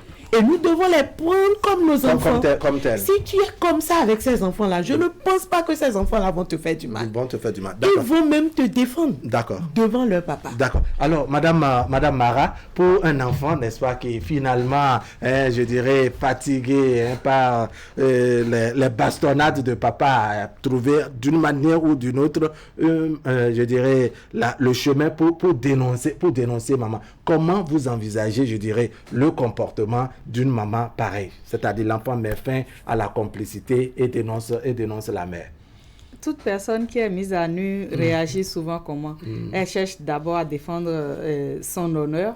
Elle peut avoir tendance à aller vers des représailles, sinon se victimiser en plus. Mais si on persiste et qu'on lui prouve, et la preuve est très très importante, des preuves irréfutables, et qu'on lui prouve que c'est réellement elle va finir par baisser l'échine. Mais cela n'empêche pas qu'elle va en vouloir à cet enfant pendant un certain temps. Et ici, la réaction sera différente selon que c'est son enfant biologique ou que c'est l'enfant de son mari. Donc, une personne mise à nu réagit souvent comme ça, là, en voulant défendre son honneur. Et quand la personne est acculée, elle n'a pas d'autre issue que d'avouer. Et si c'est, que ce soit même son enfant biologique ou l'enfant de son mari, s'il est possible, il faut déplacer cet enfant pendant un temps. Et cette femme, elle a besoin d'un suivi psychologique. Parce qu'en dehors de l'éducation, en dehors des circonstances qui vont l'amener à être fragile et à aller voler, il y a des kleptomanes. C'est ce dont Da parlait. La personne a plus que ce qu'elle vient voler. Et la kleptomanie, c'est une maladie. Il faut chercher à les guérir. D'accord. Alors, je vais revenir aux hommes. On va ouvrir à nouveau la ligne. Je veux voir comment un homme normal, n'est-ce pas, face à une situation comme ça, va agir sans forcément mettre les épées de la femme au dehors dans une situation pareille. Ça me permet de lire la contribution de Abdou Raouf Yaya, n'est-ce pas, le temps qu'on ouvre à nouveau la ligne. Abdou Raouf Yaya qui nous écrit depuis Djougou. Il dit: bonjour le plateau. Moi, je propose que l'enfant parle à sa maman et si elle continue, l'enfant peut la dénoncer auprès de papa. Et je profite pour attirer l'attention de nos sœurs en foyer, nos sœurs qui sont au foyer, de faire toujours attention à ces genres de pratiques, surtout quand elles sont enceintes, que ce n'est pas une bonne chose. Lorsque vous êtes femme enceinte et que vous volez, il paraît qu'il y a des conséquences. Spirituellement, il y a des conséquences pour ces gens. Des signes zodiacaux. Oui. Ces femmes, si elles se marient à tel signe, elles volent. Elles volent. Elles volent ou bien elles trichent. D'accord. Alors, je ne veux pas frustrer les gens pour donner des signes. D'accord. Alors, on va revenir sur cet aspect tout à l'heure de façon subtile, le temps de prendre ce téléspectateur de la seconde manche. Téléspectateur, bonjour. Bonjour, monsieur. Bonjour, le plateau. Madame de Souvi? Oui, bonjour. Comment allez-vous? Ça va bien, c'est vous. Nous allons bien. On vous écoute sur le sujet. Je salue d'abord mon frère Rodolphe. Bonjour, madame. La François, si tu salues, je vais te faire une bonne suite sur la qui est madame de Souvira. D'accord. Ok. Le sujet là est très délicat. Hein. C'est ça. Et moi, je dis des fois, peut-être que papa sait que c'est la maman qui prend. Maintenant, pour faire avouer ça à la maman, il punit l'enfant devant la maman pour voir si la maman va dire non, laisse-le. C'est moi qui prends. Peut-être il sait. Maintenant, pour faire avouer ça là, vous me comprenez, pour faire avouer ça à la maman, il punit l'enfant parce qu'il ne peut pas attaquer directement son enfant. Allô? On vous écoute. Maintenant, moi je dis pour peut-être tout ça, ce que la maman devrait faire. En fait, nous, les mamans devraient même éviter de cette situation, surtout en présence des enfants. Quand quelque chose se fait, tu sais que c'est ça, et on attaque tout le monde, ça dérange. Ça dérange. C'est ça. Donc, la maman doit dire au papa non, laisse-le, c'est pas lui. Après, on va chercher ensemble le voleur. La maman peut dire non, laisse-le. On va chercher un. Tu es debout là. Tu sais ce qu'a fait après. Et on tape ton enfant à sa place. C'est pas normal. D'abord, spirituellement, l'âme de l'enfant est atteinte. C'est pas les enfants trouvent la mort par ça, par là. Donc, les mamans doivent tout faire pour sauver les enfants de cette situation. D'accord. Si tu ne veux même pas avouer au papa que c'est moi directement, tu en fait, tu saches que c'est pas moi. Je ne vais pas le dire. Et lui-même, il peut prendre, il peut trouver la stratégie pour te dire, ne prends plus mon argent. Tu ne lui dis pas ça directement, oui, j'ai pris. Non, laisse l'enfant, on va chercher ensemble le voleur. Laisse l'enfant, il n'a pas volé. Laisse-le, il n'a pas volé. Si tu dis ça, ne peut pas faire qu'en même temps que c'est pas lui, c'est toi. Il te dira après, tête à tête, vous pouvez parler après. Et si vous pouvez après, c'est tout. Mais on va mettre hors la famille dedans, aller dire à la famille, non, on laisse pas. C'est mon appel. D'accord. Madame de Souvy, oui. Merci beaucoup, on a compris l'essentiel. Merci. Merci bien. Un autre téléspectateur en ligne très rapidement. Le volume est trop bas. Oui. Allô? Oui, la régie va vraiment nous aider, n'est-ce pas, à venir augmenter le volume par ici. Oui, téléspectateur dit bonjour. Bonjour. Merci de vous présenter. Rodrigo Lou. Rodrigo Lou, bonjour. Oui, bonjour. On vous écoute. Salut le plateau. Et bonjour. Je pense que le problème n'est pas si compliqué. Quand il y a vol, je pense que c'est vol. On ne va pas aller de deux manières pour décrire une bonne chose. Pour ma part, une femme qui regarde à ce qu'on tabasse son enfant et qu'elle ne réagit pas, ça veut dire qu'elle aime l'argent plus que l'enfant. Je pense qu'une femme pareille n'est pas une bonne femme, que Dieu m'en excuse. Mais ça, il faut que l'enfant dénonce, qu'on tape du poing sur la table, qu'elle sait ça. Sinon, ça peut l'amener à commettre d'autres bêtises et encore plus graves. D'accord. On dit qu'entre mari et femme, il n'y a pas à faire de vol. Hein? Il n'y a pas de vol. Oh là là, Rodrigo est parti sur la pointe des pieds. Dernier téléspectateur dans cette vague. Téléspectateur, les bonjour. Téléspectateur, les bonjour. Allez, on revient donc sur le plateau pour gagner. Allez, on a un tout dernier. Merci de vous présenter. Oui, c'est Justin Benou. Bonjour le plateau. Monsieur Justin Benou. Oui. Ça fait plaisir. Vous nous appelez de Zogo toujours? Bien sûr. D'accord, on vous écoute. Depuis le début, je suivais le sujet, mais j'ai posé la question à ma femme avant de réagir. Wow. Je lui ai demandé qu'est-ce qui peut amener la femme à avoir ce genre de comportement. Et quelle a été sa réponse? Moi, mais je suis en danger. Je suis en danger en ce sens que ma femme me dit, un homme qui n'a pas l'habitude de donner l'argent de porter à la maison, mais qui prend tout son temps pour aller dépenser au dehors, qu'elle est garante pour pouvoir la voler, pour pouvoir le voler. C'est ça. Donc moi, je suis en danger. D'accord. Non, est-ce que vous êtes en danger? Il suffit juste aussi, n'est-ce pas, de donner régulièrement, et comme cela se doit, l'argent de popote à la maison plutôt que d'aller dépenser ça au dehors. Et là, vous êtes en sécurité. Je comprends bien la raison, c'est juste pour amuser la galerie. D'accord, merci bien. Oui. Alors, qu'est-ce qu'il faut faire exactement dans une situation pareille selon vous? Vraiment, la situation, elle est délicate. Ah bon? Et que le Seigneur nous épargne de tous ces trucs-là. Ah, merci. Sinon, quand ces champs de trucs-là arrivent dans le foyer, ça risque de tout détruire. D'accord. Donc, nous prions Dieu que ça n'arrive pas. Et maintenant, par rapport à un enfant qui est tout le temps tabassé et suite au vol de maman, moi, sans vous mentir, mon conseil, ce n'est pas à l'enfant d'aller dévoiler sa maman, mais de se rapprocher de sa maman et de lui parler. De lui parler par rapport à des conditions, quand le truc arrive, les conditions dans lesquelles son papa le met. Donc, de lui parler par rapport à ça. Si la maman, elle est consciente et que c'est pas un truc qu'elle a amené et que c'est pas l'envie qu'elle fait ça, elle peut cesser. D'accord. Mais si c'est pas le cas, elle peut toutefois continuer parce que tu ne peux pas être en train de voler ton mari et chaque fois c'est ton enfant qui répond à ta place. D'accord. Monsieur Bono, merci beaucoup. Oui. Merci beaucoup, on a compris l'essentiel. On revient sur le plateau. Je vais écouter maintenant les hommes. Comment vous allez réagir une fois que la supercherie est découverte? Désormais, on sait que c'est maman qui est à la base. Quelle sera votre réaction, vous, monsieur Toumba? Merci les intervenants. Moi, ma première réaction, je dois d'abord présenter mes excuses à mon propre fils. Si c'est l'enfant, si c'est vraiment mon sang, quoi. Je vais lui présenter toutes mes excuses parce que je l'ai fait souffrir, je l'ai tapé. Oh, c'est sa maman qui volait, vous voyez. C'est elle qui mettait la main dans ma poche. Ça, c'est le premier point concernant l'enfant. L'enfant. Je vais prendre tout mon temps. Comme l'a dit madame, installer un peu de caméra. Je vais installer la caméra dans toute la maison, dans les coins. Les caméras invisibles, parce qu'il y a des caméras invisibles maintenant.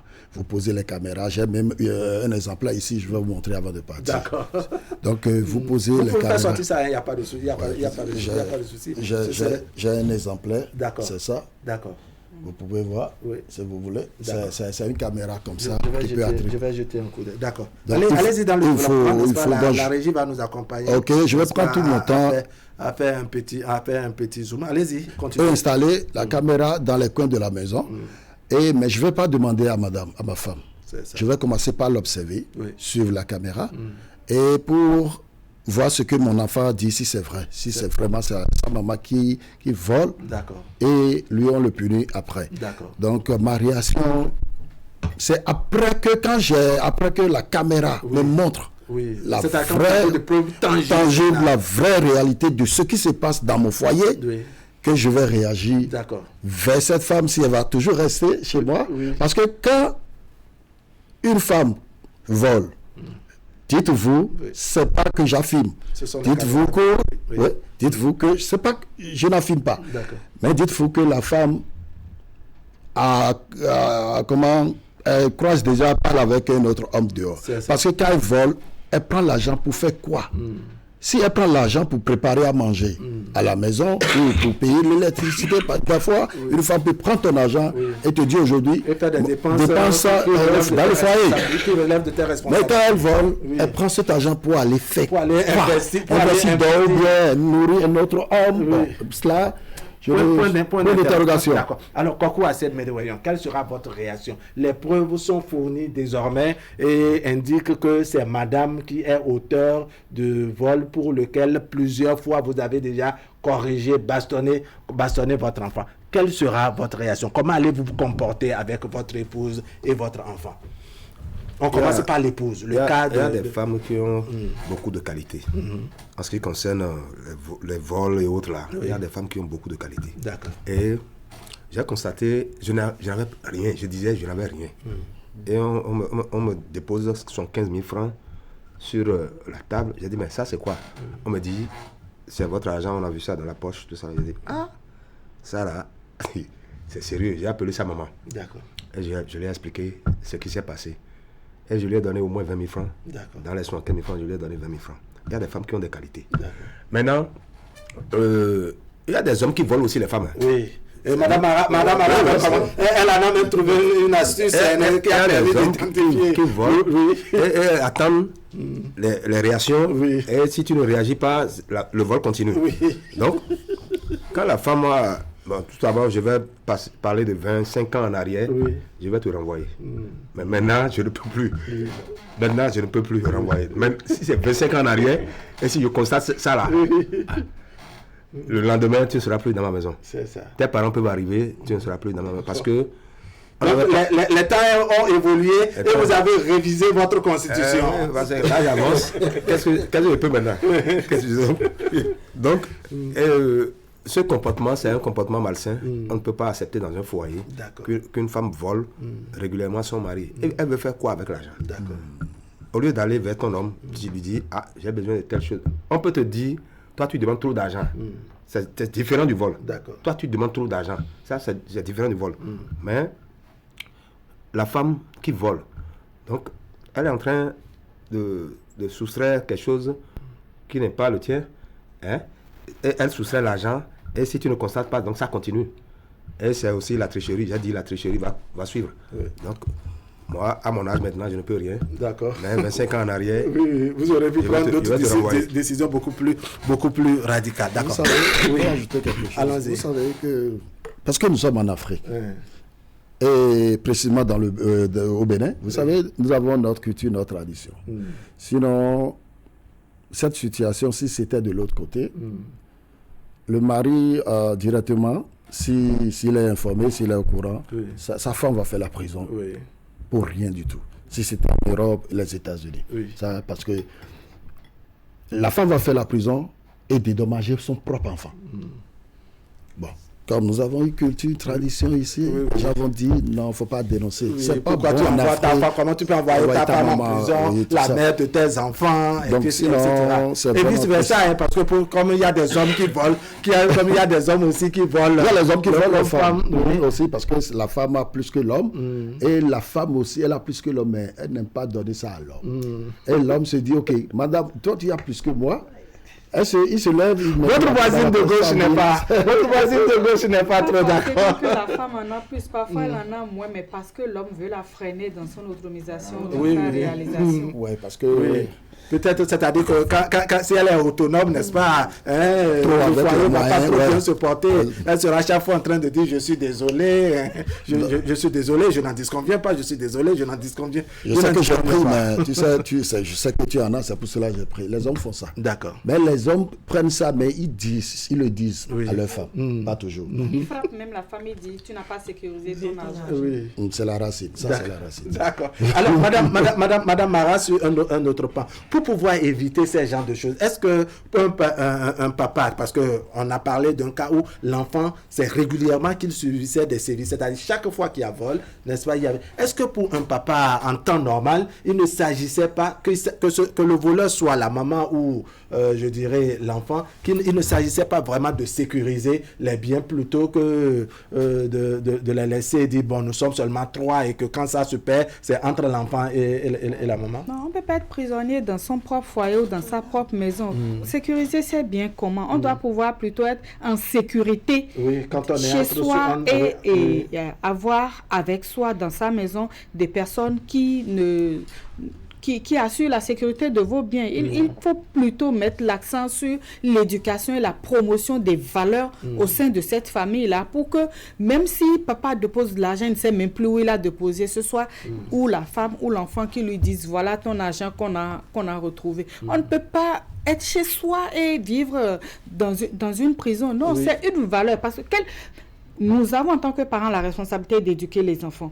Si vous avez sécurisé à la maison, il va à l'école, il va mettre la main dans le sac de ses enfants, de ses camarades, et va au boulot, il va voler dehors. Donc c'est de faire en sorte que le vol et tous les autres vices n'aient pas leur place au sein de la famille. D'accord. Madame Vigan, on fait le dernier tour de table en guise de conclusion. On revient à... J'allais ajouter alors aussi... Oui, non, vous aurez la parole. Vous aurez la parole tout à l'heure. Oui, allons-y. Oui. Moi, je vais dire à nos sœurs qui ont l'habitude de voler, d'arrêter de couper cette habitude. Maman a dit tout à l'heure que on ne va pas parler de vol, mais de soutirer. Oui. Il faudrait qu'elle laisse aussi soutirer. Oui, la soustraction. Là, voilà, elles n'ont qu'à laisser. Elles n'ont qu'à couper ça, elles n'ont qu'à arrêter ça. De quitter dans ça, comme disent les Ivoiriens. Qu'elles aillent en dialogue avec leur mari. Pourquoi? Parce que quand toi, maman, tu fais ça, tu es en train d'apprendre aux enfants à aller voler demain. Et quand ça va prendre une autre tournure, les enfants n'écoutent plus. Parce qu'il est déjà à l'aise dans ce qu'il est en train de faire. Et c'est grave. Donc, nous devons laisser ça. Et ce que nous avons reçu comme éducation, c'est d'être honnête à côté de ton mari. Il ne faut jamais avoir l'idée d'aller mettre la main dans la poche de ton mari. C'est grave. D'accord.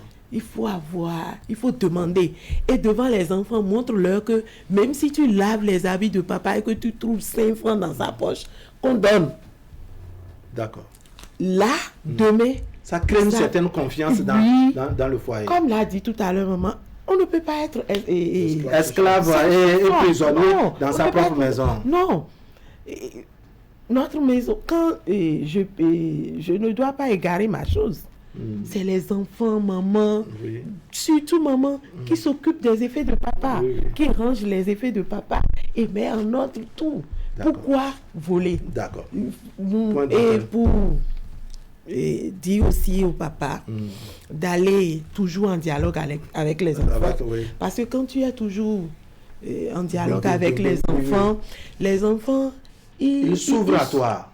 Voilà, les enfants vont s'ouvrir à toi. À maman aussi. Il faut avoir un peu de temps pour discuter avec les enfants. Là, les enfants, ils ont la crainte des parents. Et aussi, ils auront aussi la crainte de Dieu parce qu'ils savent que voler, ce n'est pas bon. D'accord. Mentir, ce n'est pas bon. Parce que celui qui vole ment. Et ça peut aussi amener. Oui, et celui qui ment également, ira voler demain. Dans les votre mot de conclusion, encore quoi, c'est le médaillon. Oui, à la jeunesse, surtout les femmes, de faire beaucoup attention parce que ça, c'est animé dans un foyer une crise de confiance. C'est ça. Quand tu voles, et même si ton homme ne te renvoie pas, elle sait, il ne va pas oublier. Il sait jusqu'au soir de sa vie que toi, tu l'as volé 2 ou 3 fois. D'accord. Donc, cette crise de confiance, on ne veut pas parce que un jour, moi, ma fille, on l'a dotée, j'ai dit, mais, écoute, elle est dans la promenade à soumettre. Et qu'on a soumis ses doigts. Oui. C'est-à-dire, j'ai dit à l'homme, on ne m'injure pas. Mais toi là, tu ne prends pas l'argent. On ne va pas voler dans le foyer là-bas. Et toi, le mari de ma fille, n'est-ce pas? On ne m'envoie pas de je ne suis pas témoin de ça. On va même m'amener problème de vol. Ah non, non. D'accord. Je ne suis pas témoin de ça. D'accord. Donc, aux jeunes filles de faire beaucoup attention. Beaucoup attention, oui. Madame. Mais très rapidement, vous avez évoqué un sujet qui voulait m'échapper là avant qu'on ne prenne le téléspectateur. Vous avez expliqué que bon, les femmes qui volent, si c'est une femme enceinte, que c'est un peu risqué. C'est vrai que vous vous êtes gardé de citer les signes zodiaques. Nous allons, comme le temps est parti, une femme enceinte qui vole peut mettre au monde un enfant estropié, un enfant sourd. Est-ce que c'est normal de voler ou soit de prendre l'argent chez un autre homme sans dire à ton mari, quelqu'un m'a donné tel argent? Non, jusqu'à présent, ça continue toujours. Donc, si vous constatez dans un foyer où l'enfant est mal formé, il y a quelque chose qui ne va pas. C'est pour cela qu'il faut consulter le FA avant et après la grossesse. Donc, il faut faire beaucoup attention. C'est des trucs qu'on ne peut pas pardonner. C'est pas bien. Ta femme n'est pas ton épouse. D'accord. Tu lui donnes de l'argent. Pourquoi? C'est ça.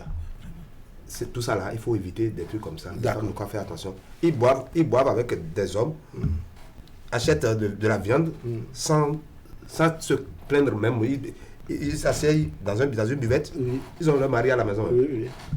On prend. Elles vont te dire bien pour moi. Doucement. Nami quoi? Nami 5 000. Nami 10 000. Et ça, on l'a dit. Alors, Madame Mara, pour conclure. La cellule familiale est le socle même de la société. Et si nous donnons, il faut la solidifier davantage. Il faut la solidifier, renforcer la confiance et promouvoir les valeurs. S'il y a des questions de vol déjà dans la famille, c'est dans la société plus tard, si on est à des postes de responsabilité, on va détourner. La deuxième chose, l'autonomisation économique des femmes est un levier important pour éviter ce genre de dérive sociétale qu'on constate, que les femmes et les hommes, aussi que les hommes soutiennent l'autonomisation des femmes pour qu'on ait des foyers équilibrés et une société apaisée. D'accord. Alors, Rodolphe Toumba, votre mot de conclusion. Mon mot de conclusion, c'est que une femme comme ça, les femmes qui se comportent comme ça, j'ai un message pour eux ce matin, de cesser de faire ce genre de trucs parce que c'est pas bon. Dans le foyer, une femme qui a déjà accepté, une femme qui vit, et un homme qui vit sur le toit de son mari doit cesser ce genre de comportement et mettre la main dans la poche. Et au retour punir son enfant, et elle est témoin quand on punit son enfant. C'est très compliqué et c'est difficile à comprendre. D'accord. Avant de partir, c'est quoi? D'accord. Donc, je voudrais très rapidement votre mot de votre actualité, parce que Rodolphe Toumba a disparu un bon moment, paraît-il, n'est-ce pas, de la scène musicale et autres. Vous vous êtes consacré à autre chose ou bien quoi? Qu'est-ce qui est l'actualité aujourd'hui de Rodolphe Toumba? L'actualité, Rodolphe est toujours présent sur les scènes. Je suis un animateur radio, artiste, DJ de son état. Actuellement, je vis aux États-Unis. D'accord. Et vous faites dans la rumba? Je fais de la rumba et je continue la musique. D'accord. Mais actuellement, j'ai construit un centre artistique à Bedjro-Médé. Bedjro-Médé, ici à Cotonou. À Cotonou, Bedjro-Médé, pour ça, c'est pas loin de... C'est quoi le nom du centre? Le centre Yava Center. D'accord. Yava Center, le centre. Dans le centre, nous avons tout un package. Je ne veux pas citer ça ici, vous savez. Le centre, la particularité du centre, c'est que le centre est là pour promouvoir les artistes, faire la culture les artistes béninois. Comment accompagner les artistes, surtout les artistes en herbe. D'accord. Et nous avons des talents qui sont cachés dans les villages. Dans les différents contrées du pays. On n'arrive pas à distinguer, à aller vers ces gens-là.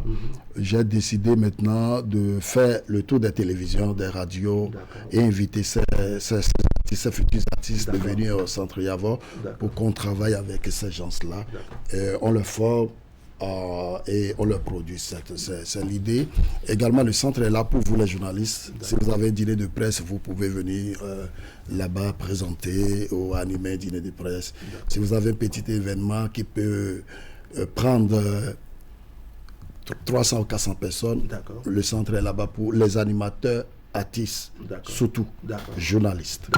Donc vous avez l'équipement nécessaire, n'est-ce pas, pour, je dirais, encadrer les artistes, aussi bien du monde culturel. Il y a des artistes qui font, je dirais, des musiques béninoises ou bien des musiques africaines, d'inspiration traditionnelle. Oui, nous avons tous les matos. J'ai fait venir tout ça des États-Unis qui est là, en live.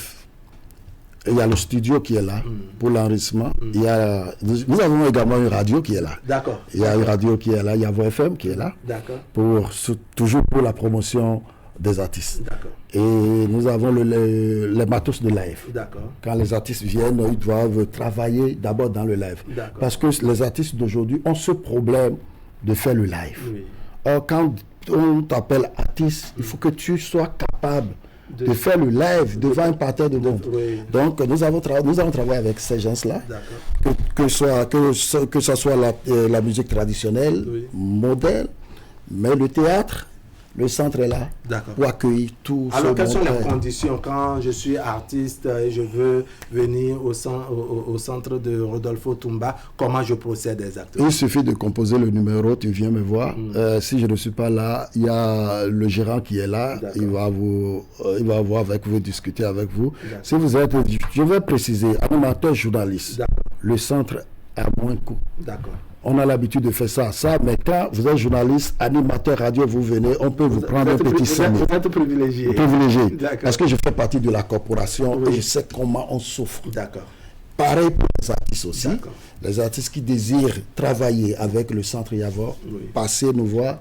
Nous allons voir ensemble ce qu'on peut faire pour vous promouvoir. D'accord. Merci beaucoup à vous, M. Rodolphe Toumba. C'est moi, je suis très content pour la première fois de venir sur ce plateau. Non, vous viendrez, en tout cas, selon votre disponibilité, n'est-ce pas? Le plateau est ouvert, on va vous inviter de temps en temps et si vous êtes disponible, vous viendrez nous accompagner, je dirais. Même depuis là-bas, vous pouvez m'appeler aussi. D'accord. Je peux participer à l'émission. Il n'y a pas de souci. Je vais profiter de votre canal pour dire bonjour à mon épouse qui me suit. Ouais. Comme c'est de droit. Elle ne me vole pas. D'accord.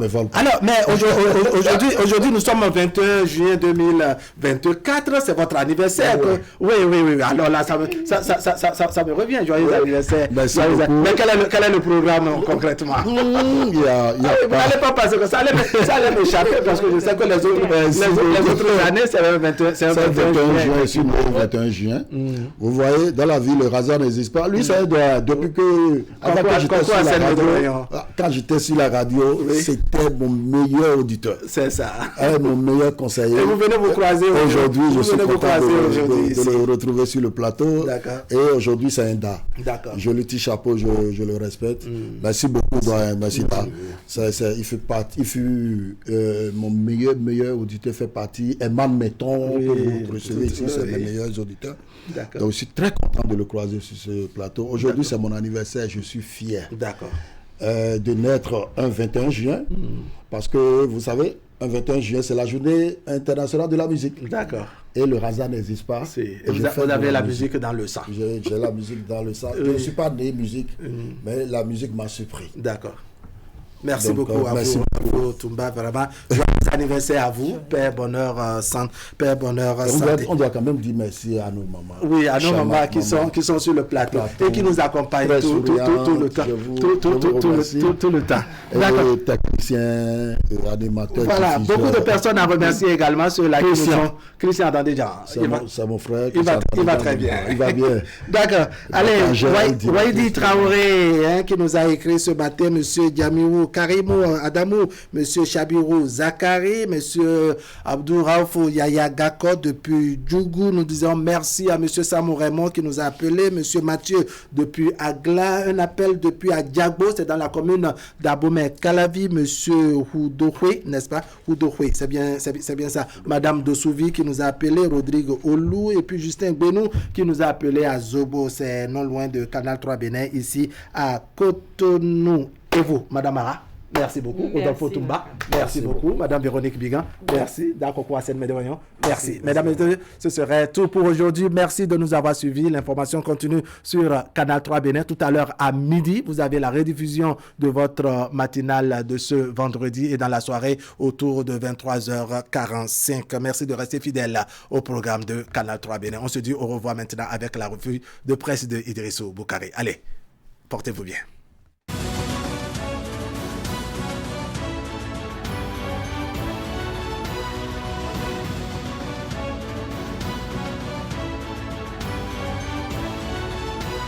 Mesdames et messieurs, bonjour. Le chic est là et s'ouvre bientôt pour le bonheur des patients, a déclaré le professeur Benjamin Hunkwanti dans la colonne de Fraternité. À la faveur d'un point de presse qu'il a animé le jeudi 20 juin 2024, le ministre de la Santé a annoncé que les travaux du centre hospitalier international de Calavi sont terminés et la réception provisoire est prévue pour la fin de ce mois. Le journal souligne que le CHIC est le plus grand hôpital du Bénin et sans doute l'un des plus grands et les mieux équipés de la sous-région. On y compte 436 lits répartis dans 10 spécialités qui sont à leur tour regroupés en 8 pôles.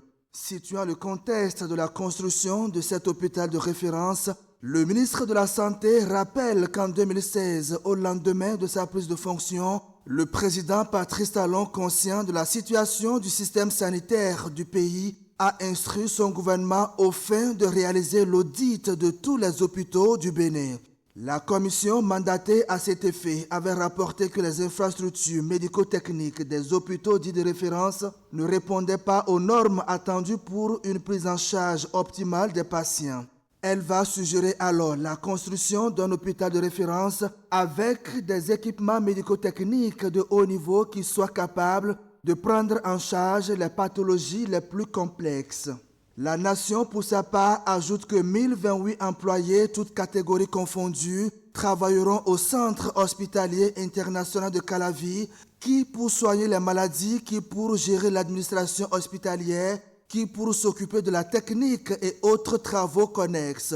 Une première vague de recrutement a déjà eu lieu et une deuxième sera lancée avant la fin du mois de septembre prochain. Pour la parution, la mise en service prochaine du CHIC va sans doute freiner les évacuations sanitaires des patients béninois.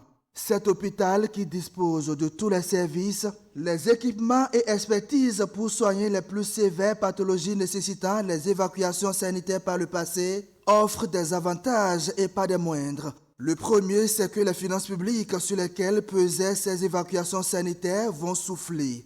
Il est désormais plus aisé de faire venir un expert médical pour opérer des patients au CHIC plutôt que de faire voyager de nombreux patients vers l'extérieur. Cela donne l'avantage aux soignants locaux d'acquérir l'expertise sur des équipements de pointe à portée de main. Pendant ce temps, le gouvernement s'explique devant la représentation nationale au sujet de l'octroi de nationalité béninoise aux afro-descendants, la délocalisation de la criette et bien d'autres sujets d'actualité. Le matinal qui livre l'information ce matin indique que le garde des Sceaux, ministre de la Justice Yves Detchenou, s'est apprêté à répondre à la question orale du député Michel Sodinou relative à la délocalisation des institutions judiciaires, notamment la Cour de répression des infractions économiques et de terrorisme de Porto Novo. Il en ressort que c'est pour des raisons d'efficacité et en vue d'une meilleure administration de la justice que la juridiction spéciale a été délocalisée de Porto Novo. Plusieurs députés ont néanmoins plaidé pour que le gouvernement travaille afin de redonner à la ville ses attributs de capitale du Bénin. Sur la question d'actualité du député Éric Moundete du Parti Les Démocrates relative à l'octroi de la nationalité béninoise aux afro-descendants évoquée par Patrice Talon lors de son voyage au Brésil, le ministre des Affaires étrangères a apporté quelques éléments de réponse. Premièrement, il convient de préciser que l'annonce faite par le président de la République s'inscrit dans la droite ligne du projet de loi relatif à la reconnaissance de la nationalité béninoise aux afro-descendants en République du Bénin, a exposé le patron de la diplomatie béninoise dans la colonne du journal.